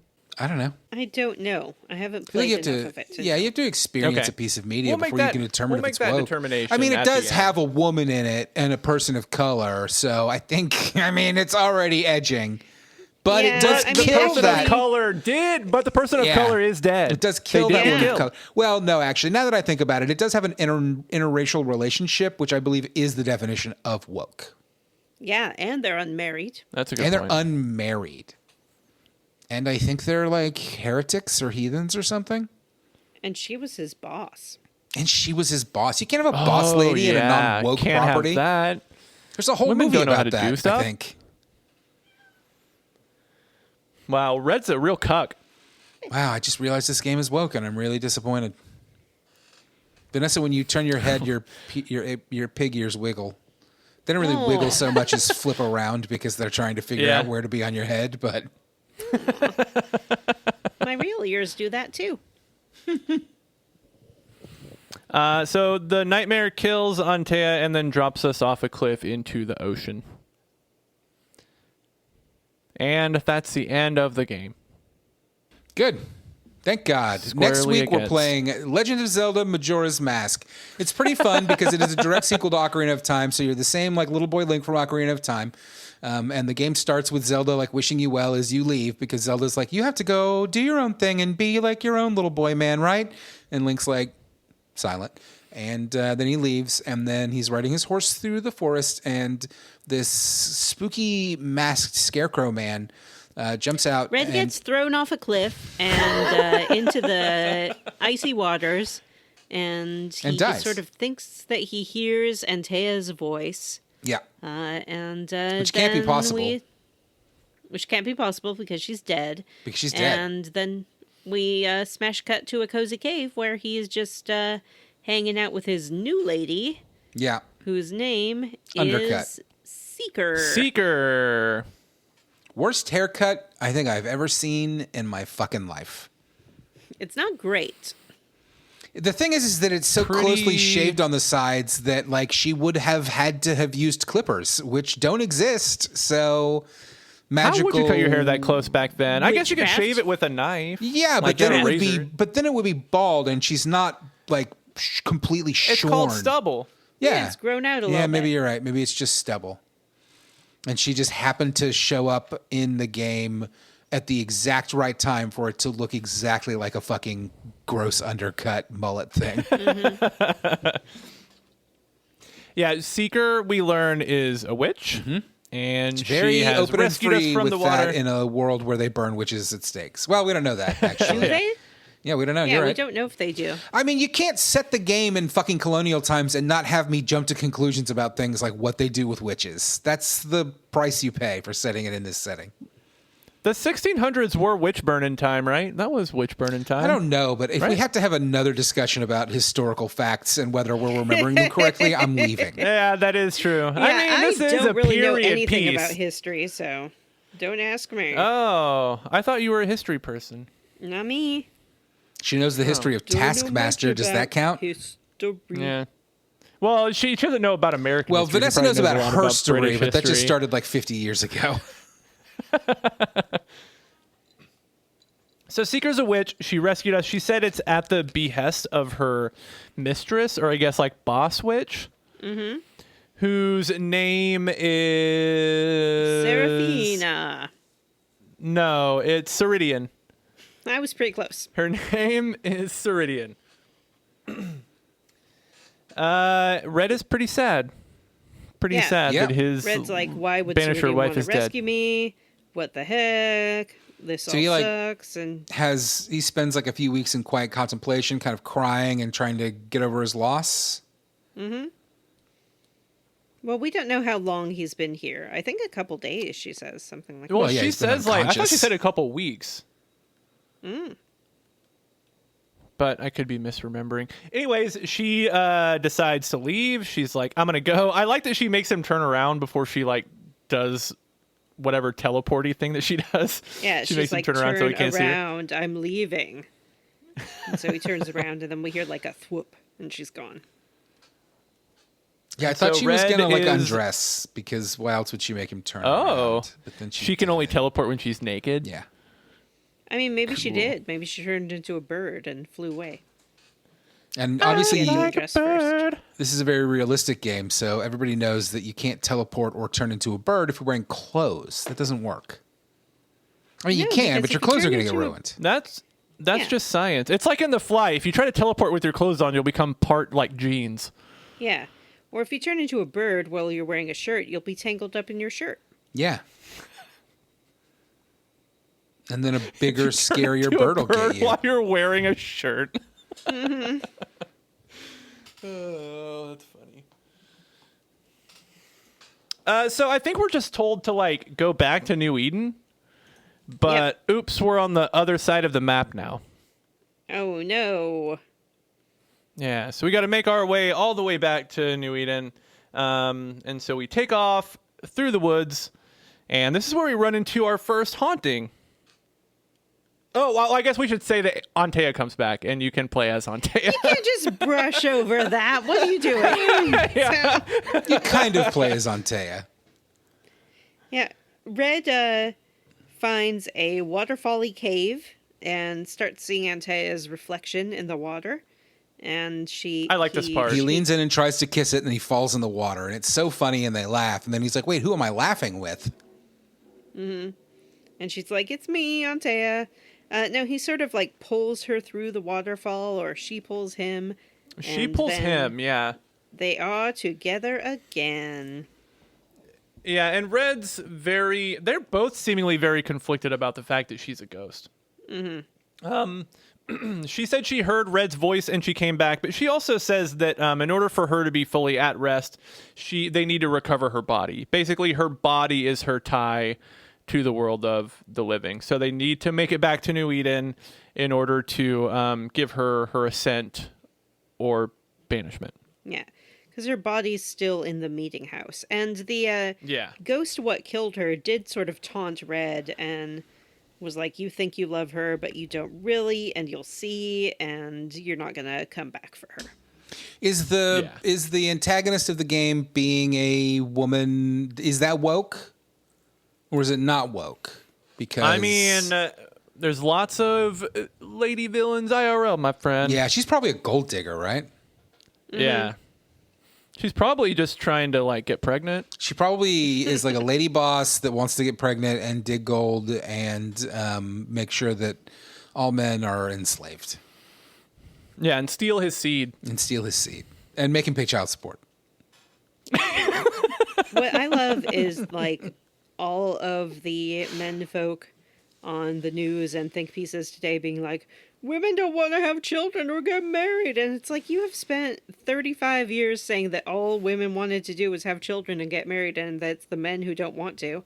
And now when women are finally like, okay, we won't, you're like, oh no.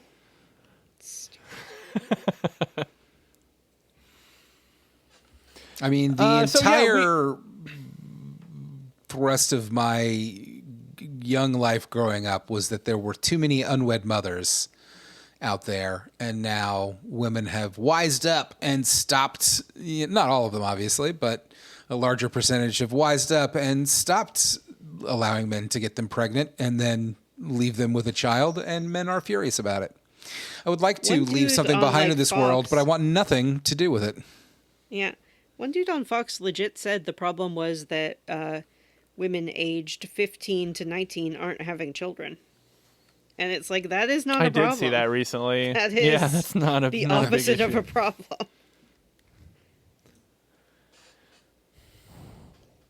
So we can play as Antea. Again, I feel like that's, you got to like stipulate that. Like, you are playing as Red, and you can have Antea take over briefly at times. Yeah, Antea. So Red in combat uses his sword. I can't remember what they call his little torch thing. It's like a fire starter or something. I don't know what it's used for. I don't use it. Is it like the block? I don't know what the fuck it does. Yeah, yeah, he like uses it to parry, block essentially. Oh, that's right. There's a parry. I haven't done that. Oh, that's right. Yeah, parrying's pretty easy in this game. You should give it a shot. Wait. Mm-hmm. Even I could do it. I got an achievement for doing it 3 times in one battle. Whoa. If you put a hat and a coat on that... Parry the platypus? Nobody liked talking about this joke. I think that you can be Antea a little bit more than you're representing Matt, because you can navigate the world as her as well. Yeah, she can see things and interact with things that Red cannot. And there's no limit on that, but in battle, her ghost meter does run out, so you can't just beat her the whole time. Yeah, you're right. Her spirit points run out. I do think the swapping between the characters mechanic is interesting. It's certainly similar to things that we've seen before. Or I should say I've seen before, but and I wouldn't be surprised if there are other games that have done something, not necessarily the exact same, but similar, where you can just kind of swap the main character, the controllable character at will. But I think it's an interesting mechanic. It's a pretty good idea.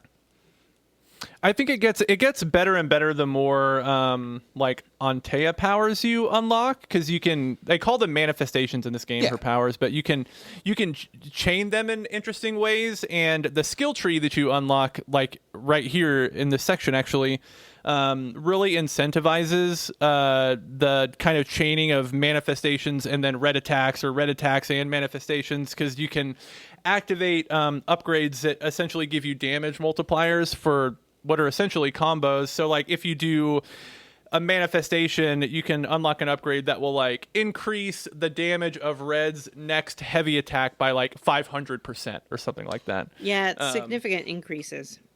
Yeah, really big incentives for doing the combos, which I think makes combat really interesting, trying to chain all that stuff together. And also Red and Antea do different like damage amounts to different enemies. Antea does a lot of damage to like the specters. Red does a lot of damage to like possessed corpses. No, it's the opposite, isn't it? I think it's the opposite. She does a lot of damage to possessed corpses, you're right. And he does a lot of damage to specters. Yeah, to the specters. Yeah, you're right. So yeah, Antea's with us. Is this where we make our first like promise to her? Our first? No, that's the end of the chunker. Oh, that's the end of the chunker. Okay. So our goal here is to. So you do talk to her discuss about. it. Yeah. She's like, hey, yeah, I'm totally dead, and he's like, there has to be a way to bring you back, and she's like, well, yeah, they kind of say there is, but you have to, like, just kill a bunch of people and steal their people juice, and that's not really cool, right? But also, I'm kind of hungry for people juice. Yeah, she does. Need I think some the game juice. really clearly establishes in its first hour or two that these ghosts are not the people that they left behind. These aren't their souls. These are just like twisted echoes. And yet Red still really naively is like, but what if I feed you people juice and bring you back to life? And like, buddy, that ain't gonna work. She does mention that it is possible to resurrect someone through like blood magic. But like you said, it involves murder and sacrifice. And I think, I don't know why I remember this, but she does mention the name of the ritual, which she calls the ritual of lesser palingenesis. I have no idea what palingenesis means, but that's what she calls it. Yeah, so I think Red even says to her, he's like, how can I be expected to banish you? Like, why didn't they even have like? But what if you ascended her? Like, you don't have to banish her. The distinction's still really unclear. Ascension is banishment. Like, it accomplishes the same thing. It's just a gentle way to do it, I think. Well, ostensibly, well, I can eat my food or I can throw it away, and either way, it's going to be gone. But that doesn't mean they're essentially the same thing. But you can scarf your food down, or you can eat it with a knife and fork like a gentleman. I don't understand how that is even a response to what I just said. It felt like a complete non sequitur.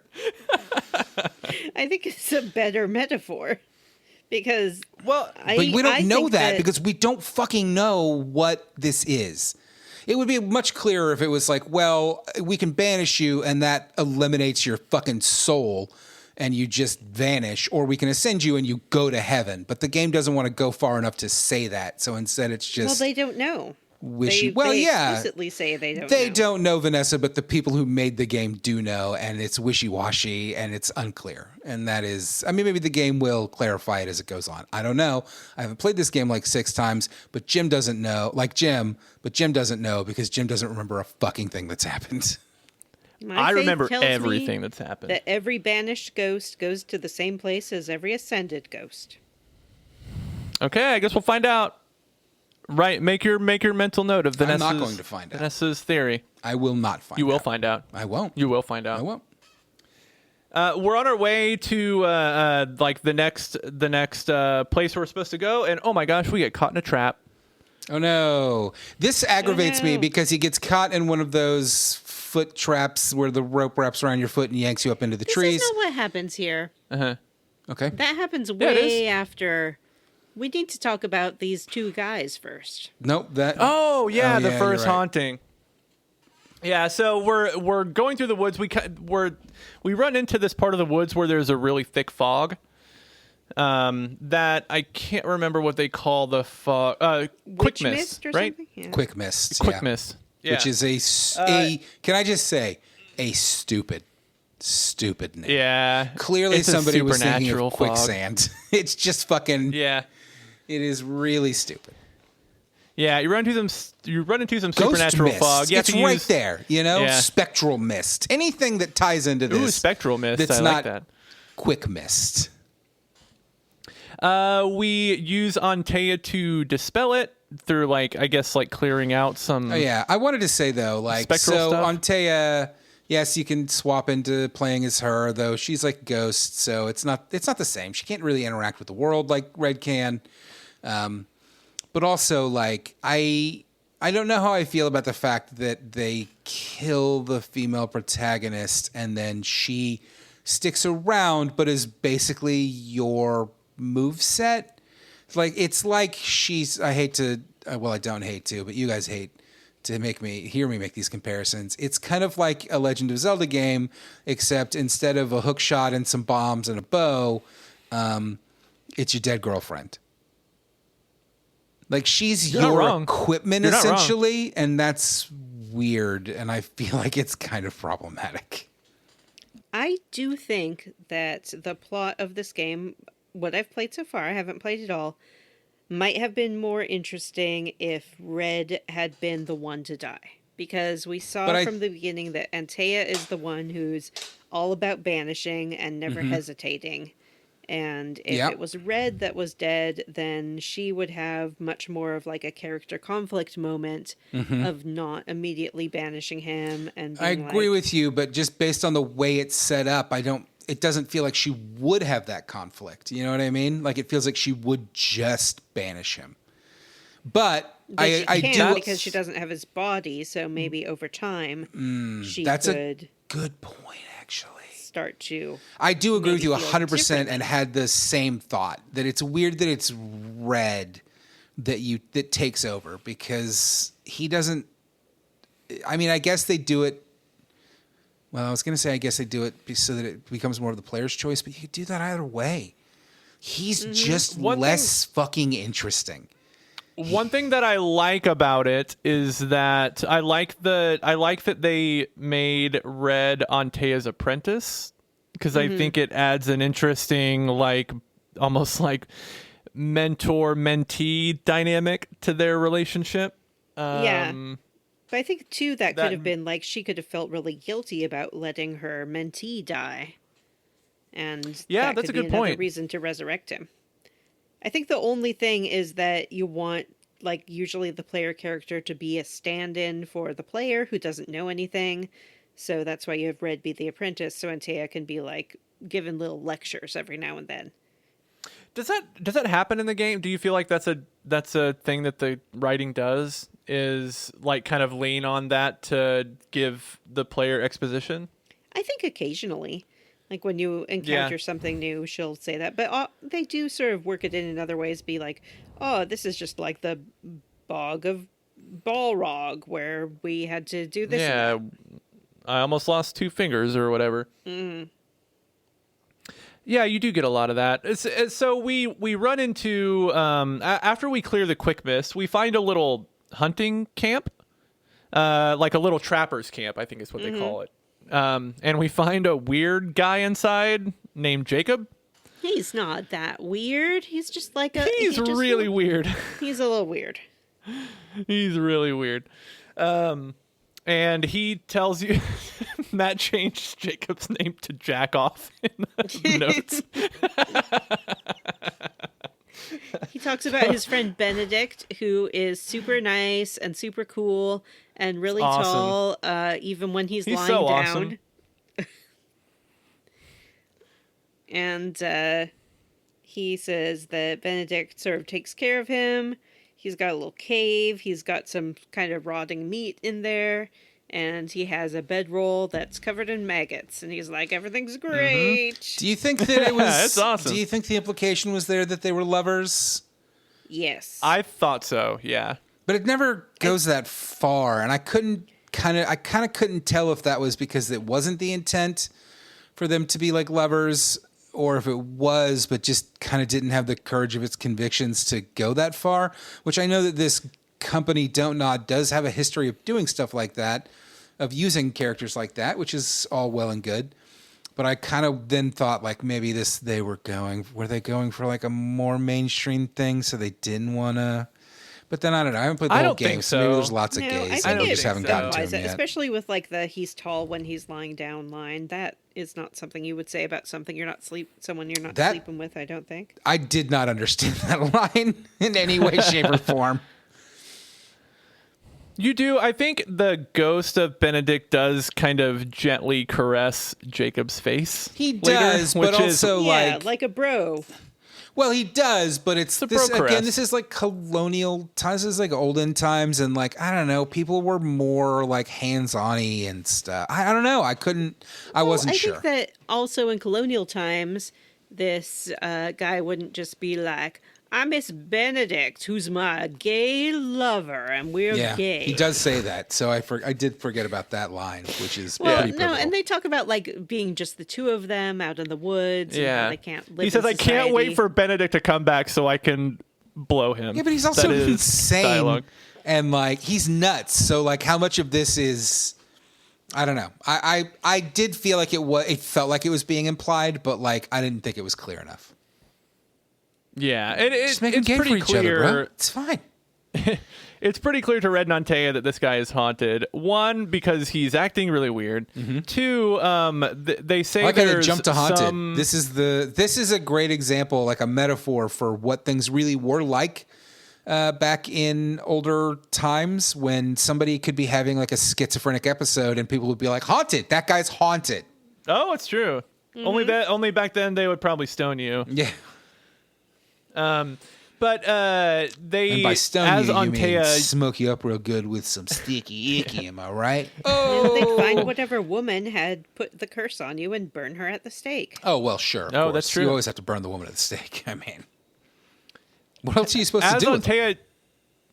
As Antea, you can look around the trapper's camp or look around this little cave, and she does mention that it's a pretty telling sign of a specter when like maggots are manifesting where they're supposed to be. So that is a giveaway. I don't think we mentioned this. One of the things that Antea can do is find secret treasure chests. Yeah. And there was like a what I thought was a pretty funny line of like, well, the ghosts are hiding a lot more from us than we realized. Yeah. So we get to do a little kind of mini investigation to figure out what's going on with Jacob and Benedict. Yeah, again, I think calling it an investigation is It's just going around and finding stuff. it's a bit misleading. Like you're just walking around and pressing the button when it tells you to. Yeah. We do find Benedict's corpse. And we get a little memory playback of them. They're starving in the woods. They can't find their way around because of the mist. And they become frustrated, and Jacob pushes Benedict off of a cliff. And then when they find the corpse, they find that some of the flesh on the corpse has been removed, seemingly by a knife. And they come to the conclusion that Jacob killed Benedict and has been eating him to fend off starvation. Yeah. Yum. Didn't like the murder was bad and all, but the dude is starving and it like I don't know, man.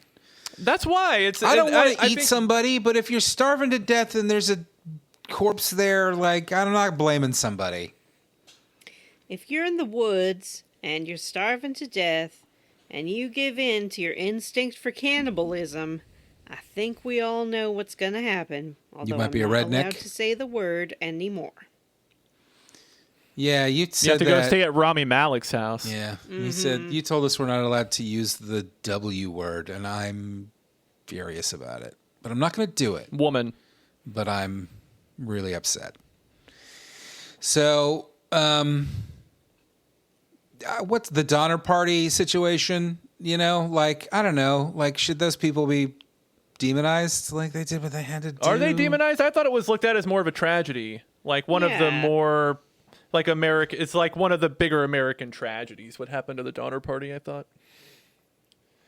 But yeah, and I guess Matt, your I guess like kind of back and forth on this is interesting because the game kind of makes it your choice once you get Jacob to admit what he did, which is what by the bullying ghost him. wants. You do bully him into admitting it. You do bully him into it, yeah.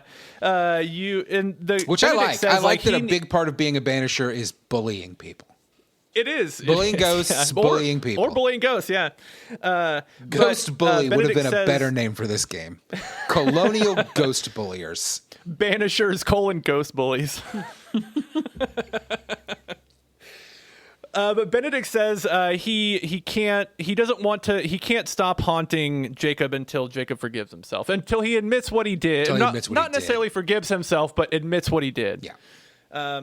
And so you, like Matt said, bully Jacob into basically you're like, you killed your friend and now you're eating him. Please just admit it. And he eventually does.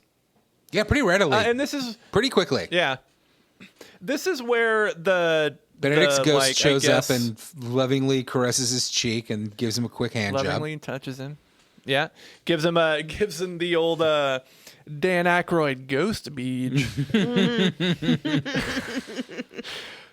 And he's like, I'm so inside you right now because you've been eating me, boy. Oh. But we can do one of three things here. We can choose to ascend or give Benedict an ascent. We can choose to banish Benedict, or we can choose to blame Jacob, which will kill him. Yeah. Yeah. So two things. Thing one, if you blame him, that means that Antea eats him, basically. She takes his essence, yes. Which she does need to survive. Apparently ghosts are like vampires in this world, where they have to feed off of the essence of the living. And thing two is that this is clearly setting up that this is going to be a big part of this game, is these decisions to blame, ascend, or banish people, which is cool because this was pretty boring. So I'm really looking forward to doing this 100 more times. I will say and- this is the least interesting haunting. Yeah. They do get, I think they do get really good. I And just, Red I points say out this. He's Go ahead, sorry, Vanessa. Red points out that this Jacob's ready to die, so he's like, it would be okay if you eat this guy because he's ready to go. Not really, though. Like, ethically, not really at all.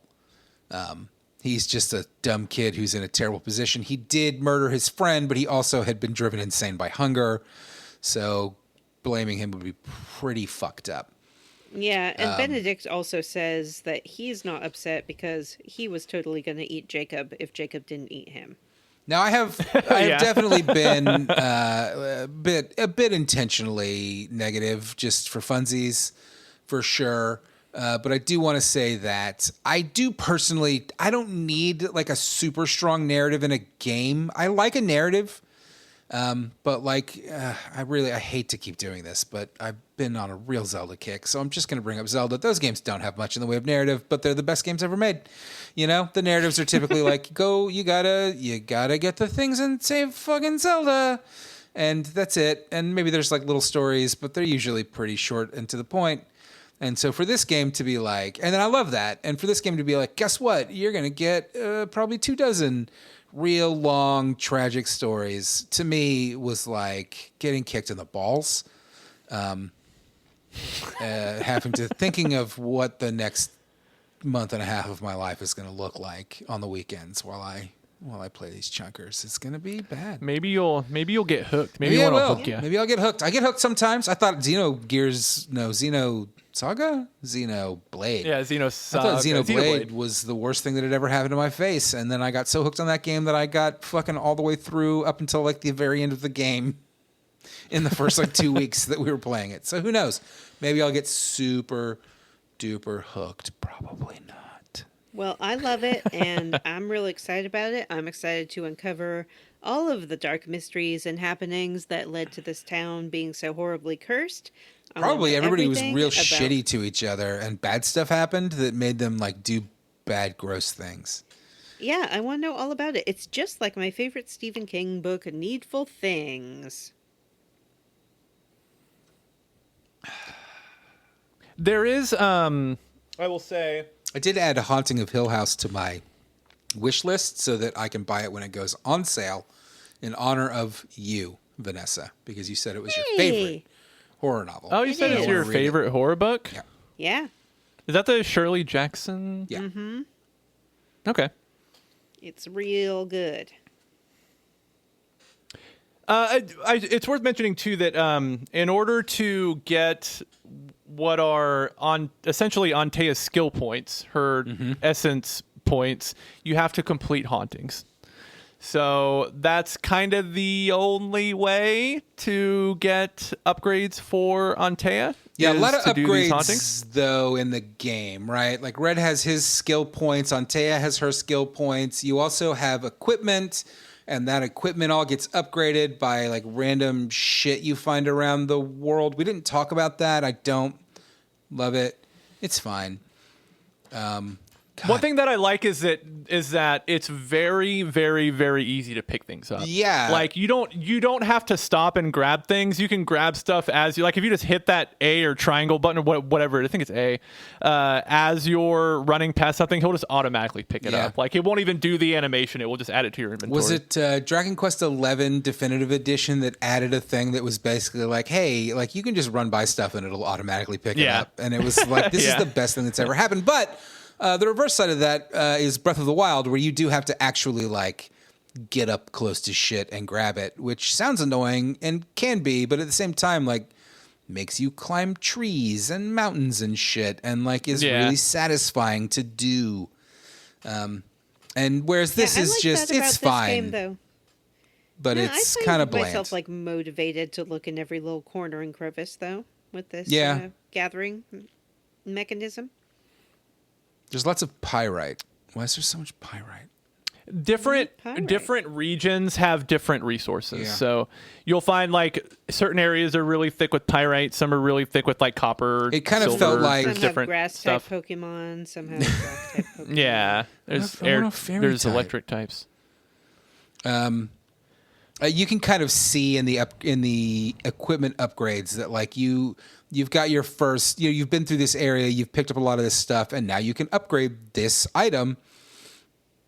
And then you can see that for the next upgrade, you're going to need a bunch of shit you have not even seen yet. And it's pretty clear that like, okay, so that'll be in the next area. Yeah. So I said like, you have to complete hauntings to upgrade Antea. If you want to get skill points for Red, you can get them through leveling up, which you can do through like combat encounters and completing missions, or you can do these optional combat encounters. I think you get your first one after this haunting, which is like a spectral nest that you come across. This is one of the easy baby stuff. Optional combat encounters. There are different flavors of these. There are spectral nests. There are ones that are like little mini bosses. There's a few different ones. All right, but we've been putting off the thing we brought up that we need to discuss. What? So did you blame Jacob?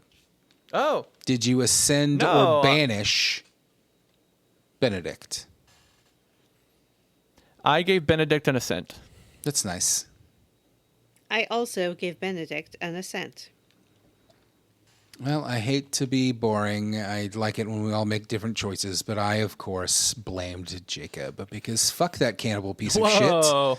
He ate his friend and murdered him and does not deserve life. I don't think you get to murder people and eat them and then just kind of like get a pass. So Antea did eat him. Light. What does that look like? I've never seen a blame. Sticks his hand on his chest and does like sucks him off basically. But what he sucks him off is his sucks him dry. life essence. And then Antea like noms it up and it looks real yummy. She's like, remember Hook? Do you remember the movie Hook where they have those like bowls full of what are just like mashed potatoes with food coloring, but your brain is like, that's a bowl of frosting and I want to eat it. It was like that. She has like a real feast of like bowls of delicious frosting. But it's ghost. Are there slurping noises? It's life essence. Does she burp after she takes all the essence? She burps so much. And of course there are slurping noises. It's pretty nasty actually. It's like they hired an ASMR professional to come in and like just eat the nastiest shit. Then does she shout yummy when she's done? Close. She does go yum yum. Nice. she rubs her tummy. Her ghost tummy though. So her hand goes through her tummy and then there's like a laugh moment of like hee hee.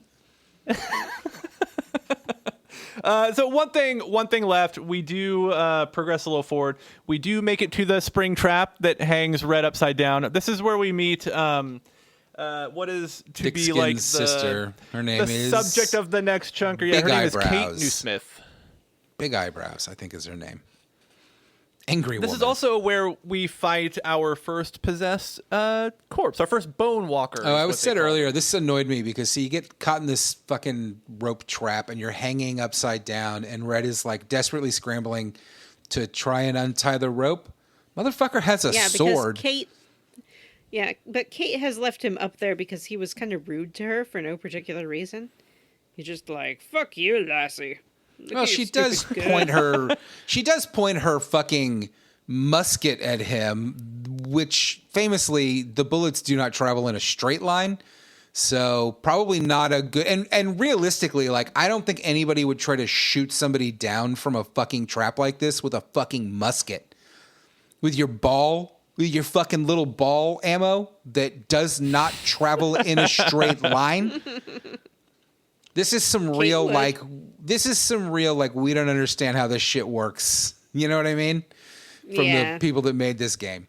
But at the same time, like, it feels like the writers did, because he is realistically terrified because she's pointing a gun at him. Yeah. And a gun where the bullet could go up, down, left, you're never going to know. It could go anywhere.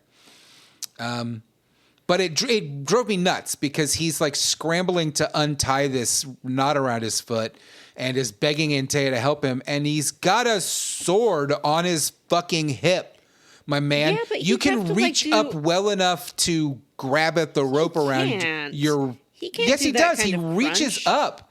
He reaches up. Down. He reaches up from upside down and tries to untie the knot around his... And if all he had to do was pull the sword off of his hip and cut that fucking one slice through that rope.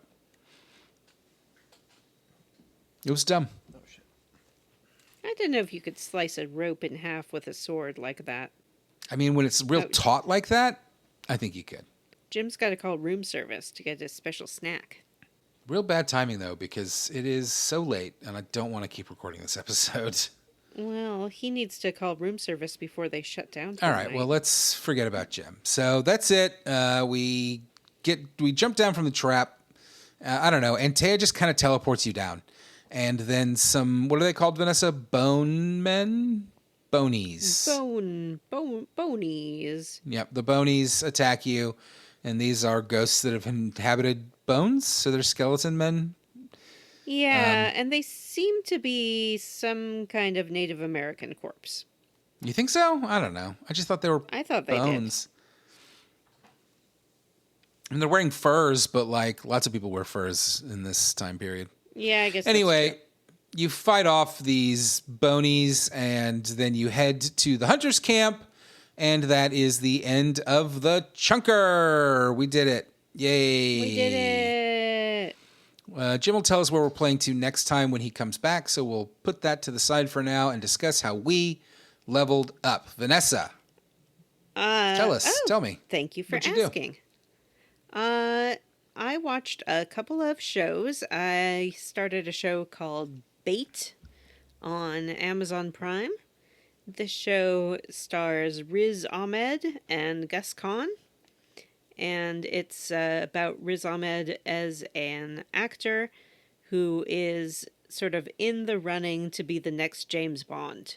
But he is Pakistani English, and so it becomes sort of about the public reaction to having a person of color in line for Bond and what it's like to live as a Pakistani person in contemporary London. That's interesting. So it's about kind of that racial relations, but also his relationship with his family. It's a comedy, and also about him kind of coping with being a more or less unknown actor who is suddenly put into the spotlight because of rumors that he is going to play Bond. And I assume this is a BBC production. I don't know if it is or not. I think it might be a Prime original, actually. Oh. But Probably not. I'm not sure. I liked it a lot. I'm about 3 episodes in. I think there's only 6 episodes total. And it's fun and funny, and it's sort of... It starts to unfurl about why maybe he is not the best choice to play James Bond as his life starts to kind of come apart under increased public scrutiny. I also watched on Netflix Trust Me, The False Prophet. This is the new documentary about Mormon fundamentalist cults, the one that Jeff Warren was in charge of. And it starts out being about this woman who goes there with her husband, who is a documentary filmmaker, and they wanted to just kind of move to the town where the women who were part of the Jeff Warren cult still live to help them out and support their community and film the process of doing that. And then while they're there, this new guy shows up and kind of declares himself to be the new prophet. And so it becomes about their relationship with him and the community, and eventually how they were able to be instrumental in the downfall of this guy who had started abusing these women who had already been pretty horribly abused. It's short. I think it's 4 episodes, and it's definitely worth watching. Sounds interesting. I've heard good things about it. Yeah, it was really good. And it was really well done, and I think sensitive, and it feels like it could be very exploitative from the way I've described it, but I think that the woman who's at the center of this is such a sort of sympathetic person and compassionate person that it really works. And it becomes an interesting sort of look at how these cases are investigated and built by the prosecution and the kind of evidence that they need and the frustrations of that. It's very good. Other than that, I have been catching up on Invincible and the new series of The Boys and The Testaments, which I mentioned last time. All of my nerd shows all at once. I'm very happy right now televisually. It's a great time for TV. And Daredevil. Daredevil I'm not caught up on. I think I have 2 now that I need to watch. Wow, a loser. I can't watch everything. Not all Daredevil at comes out once. on Tuesdays, which is just the dumbest day for a show to come out. Yeah, it's an odd time for a show to come out. And of course, we're still in the new series of Taskmaster, and I have to spend most of my television time rewatching every single episode of that. There are 2 out so far, so that's, at least 2 days out of my week where I need to just dedicate time to thinking about that. Jim, how did you level up? I went and saw a movie called Exit 8, which is the adaptation of that liminal space video game. I did. It's a Japanese film. It's about a guy who is trapped in one subway corridor, and the only way to progress through it is to basically, if he sees something out of place, what they call an anomaly in the hallway, he's supposed to turn around. If he doesn't see an anomaly, he's supposed to proceed through the corridor.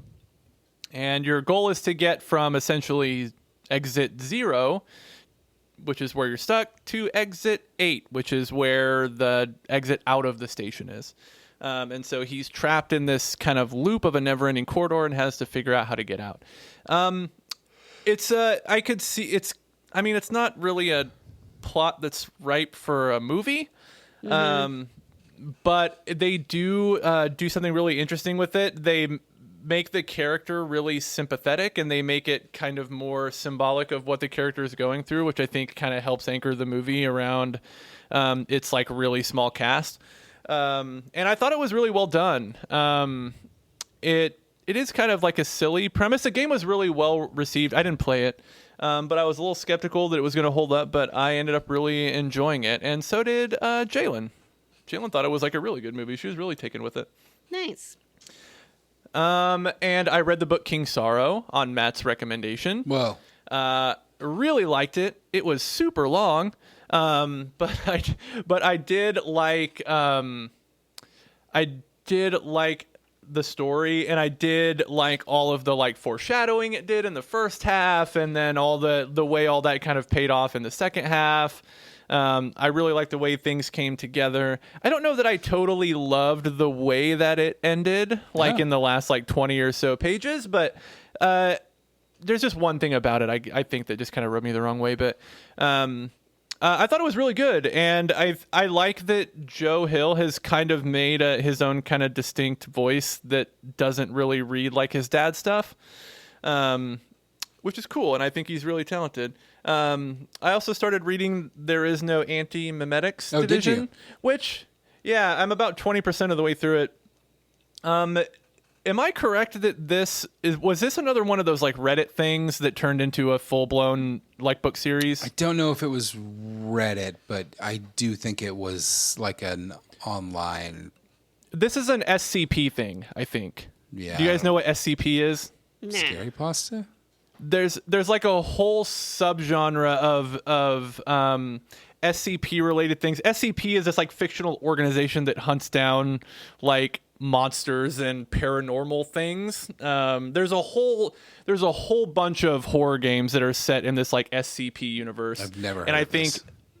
I think there's dozens and dozens of different SCP entities that there are stories about on Reddit and stuff, but I think this feels like one of those things that started out as like an SCP thing just by like the designations that they use and stuff, but just kind of slightly tweaked.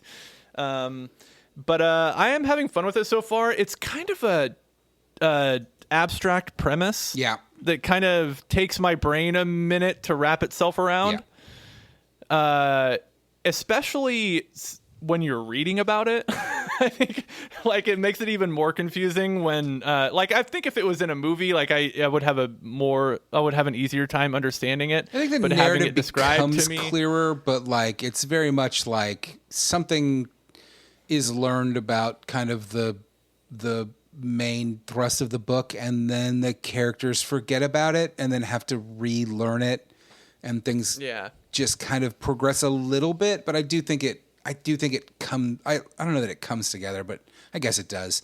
But I do think that it's difficult. It's not like an easy read. I will say, like I said, I'm only about 20% of the way through it, but I wish, and I hope it does, but I hope it spends a little bit more. I feel like almost all the book is done, like 80% of what the book has done so far is just try to explain the premise to me. Yeah.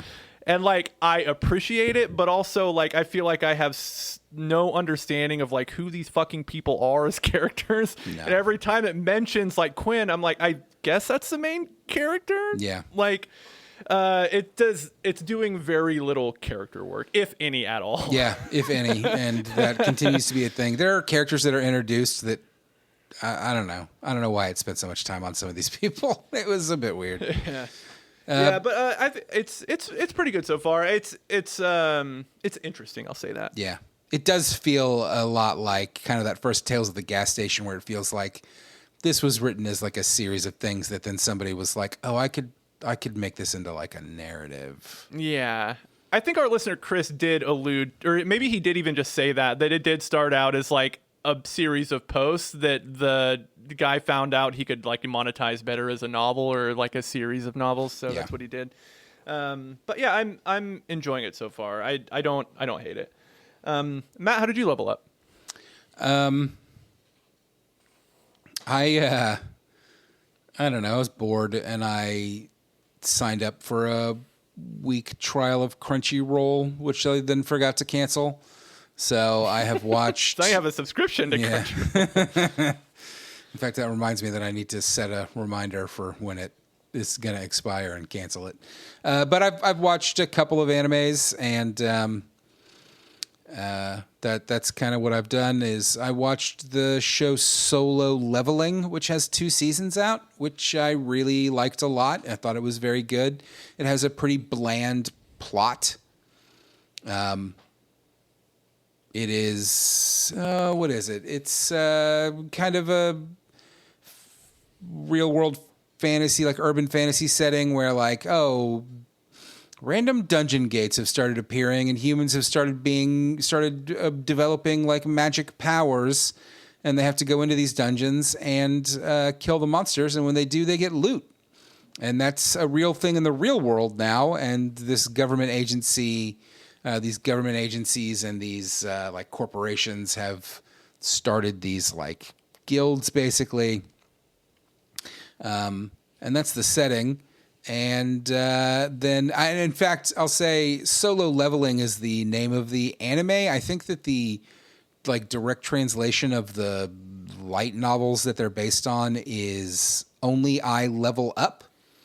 And the premise is that one really weak kid gets in a weird situation where he gets access to a kind of lit RPG style, video game style menu that allows him to level up, which nobody else can do. They all have powers, but they just kind of have the power that they have. And this kid can kind of gamifies this world and is able to level up. And does. And that is basically the whole fucking show. There is a really touching subplot about the character and his mother who is dying, and him using this video game-y stuff to try and save her, that I thought was really good and actually did bring me to straight tears when it paid off. But otherwise, the plot is pretty bland, and I saw a lot of complaints online of people saying yeah, it's basically the same thing every episode, and I can't disagree. It definitely is. But here's the big saving grace. It's fucking gorgeous. It is crazy how good this show looks. It is One Punch Man season 1 peak fucking Japanese animation, even though this actually is a South Korean, which is not a manga, it's a manhwa, that it's based on, but it is crazy how good this thing looks. And when the, arcs reach their end point and the main character has to fight the big boss that he's going to struggle to fight and almost lose, and then he pulls out the win. Oh my fucking God, do they really pull it off? Gorgeous, absolutely gorgeous animation. And that's enough, It was good. I watched both seasons. I really fucking liked it. I'm really looking forward to whatever comes next, just because it's so pretty. My eyeballs really like it. I also watched a show called Kaiju Number 8 that was recommended to me by one of our Discord members, and it was okay. Honestly, it didn't grab me. I watched the first season. I had to force myself to watch it. I was I don't know. And then I saw there was a second season and was kind of I'll find something else to watch. I don't know. It was Kaiju Number 8 is kaijus, big old Godzillas are real and are attacking the world. And this guy, he's not a kid. He's in his 30s, which is, it's half comedy and half the comedy isn't this guy old? And he's 29 years old. But he gets basically turned into a kaiju that can turn back and forth kind of at will. So now he's trying to fight the kaijus and he's trying to save his friends, and he's also kind of being hunted by this government agency that's job is to defend against the kaijus. And I don't know, it didn't work for me super well, but it looked good. And I don't know. I didn't start the second season. I didn't love it. And other than that, I have been playing more Majora's Mask, which I mentioned last week and earlier in this episode. One of the few Zelda games I have never actually completed, and I am super hooked. It's good. It's real good. Still don't love the time loop premise. For a lot of people, Majora's Mask is the best Zelda game. It's peak Zelda, and for me, it's not. The time loop is annoying. You can slow down time, which I realized after we recorded our last episode, which does make getting through the time loop a lot easier, getting things done in the time loop a lot easier. And the time loop itself is kind of less important, because the way the game works is you basically go into an area and then you go through a bunch of stuff that's kind of based around the time. It's the first day, it's the second day. You can do this on the third day, but then you'll get through something and you'll open up a teleport point, and then you'll reset to the first day and you'll jump to the teleport point and you skip all that crap. So I see it works. It definitely works, but I still just don't love the time loop. But you know what? It's a really good Nintendo 64 Zelda game that's super fun to play, and I am playing the shit out of it. And I am almost done with it. I think I've got 2 dungeons left. I'm at my, traditionally, I think I mentioned this in our Zelda series, I get to a point in a Zelda game where I am like, cool, I'm almost to the end of the game. Now I'm going to spend a few hours collecting heart pieces and extra stuff that'll make me more powerful, because I like to win easy. I like it when a game's easy and I win good. And that's what I've been doing. And it's good. It's a good, fun time. It's weird. I want to play Majora's Mask. I've never played it, and I've always heard such awesome things about it. People generally, if you talk to Zelda purists, it's a popular opinion that Majora's Mask has the best Zelda game plot. At least that's something that I've heard a lot. I can see that. I haven't finished it, so I don't know for sure. But it definitely, the thing with Zelda games is they don't have much of a plot. And this game does have more of a plot. So I like that. And listen, one of the things I like about Wind Waker, which I finished recently and have said is my favorite Zelda, is that it does have more of a plot than your typical Zelda game, which is very much just Zelda's been captured and you have to get the 8 things and save her. So I do appreciate that. And there's lots of little side stories with characters, and you just kind of organically run into a lot of that, which is neat. I am using a guide for the heart piece section because I ain't got the kind of time that it takes to explore every inch of this world in every day-night cycle of the game. I just don't have the time. And that's fine. I'm still experiencing it, though, using a guide to show me where I got to go. It's fun. The N64 Zeldas are great. There's no camera control, which sucks and I hate. And you've only got 3 buttons that you can assign things to, your weapons and stuff. So you're constantly going, which we dealt with in Link's Awakening. Yeah. You're constantly going into that menu and swapping out your hook shot for your bow and your bombs for your fucking masks. And good God, I wish that they would remaster this game at the very least, if not do a fucking remake. But, yeah, it's still just... Isn't that in the part of the rumor mill right now? Is it a Majora's Mask remake is potentially on the horizon? No, it's Ocarina of Time.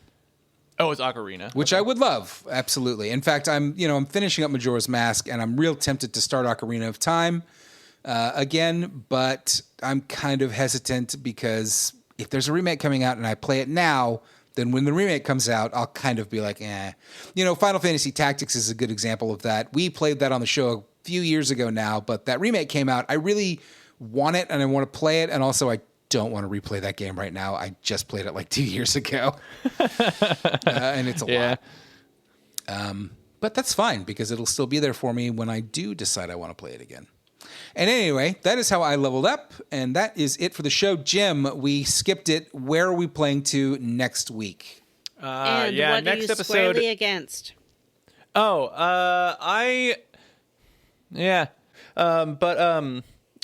Squarely against, I will say, I'm roundly for this chunker. I really like this game, but I will say, relative to the rest of the game, this is definitely like the slowest, clunkiest part. Mm-hmm.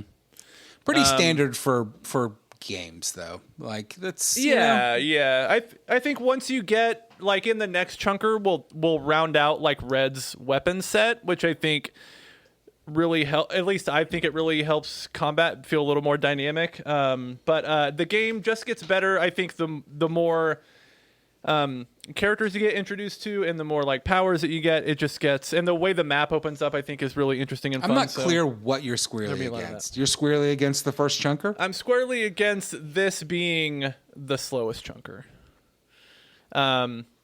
Vanessa, what are you squarely against?